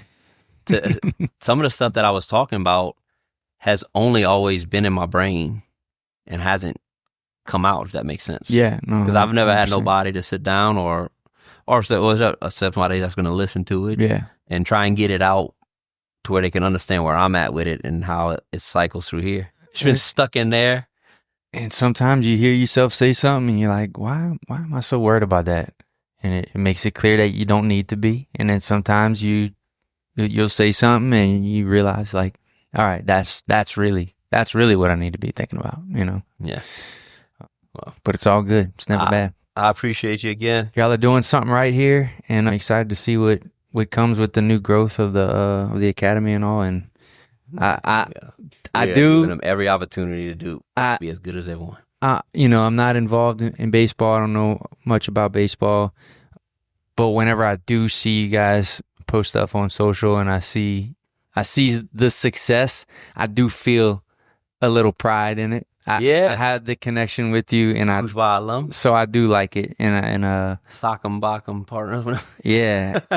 Well, we've got a long history that goes way back to some very cool things. That'll be another podcast. Yeah. But I look we forward. gotta do this one day and cook, bro. Yes. Cook. Yeah. We can go. I'll come up with bring what I want to cook, and I'll bring the meat. You smoke it. Yeah. There you go. That'd be great. Yeah. Look forward to seeing the next. I'm gonna hold you to the next 3 years. Which I'm gonna hold you to what you said. Yeah. That's what I want to see. It started out with me repaying my debt to baseball. I'm super passionate now. My passion is all about development. The workout, speed, agility, quickness side is not just a baseball side. Yeah. That's open to all athletes, whoever wants to get involved with it, and get involved on the home field advantage side. South Louisiana Select will always be only baseball. But the home field advantage and the workout side, development side on that, and it will be open to every athlete in every sport. Swimming, we got wrestlers coming, whatever. Cool. The recovery side, y'all stay tuned for that. We coming. Very cool. All right, Lance. All right, brother. Coach Mule.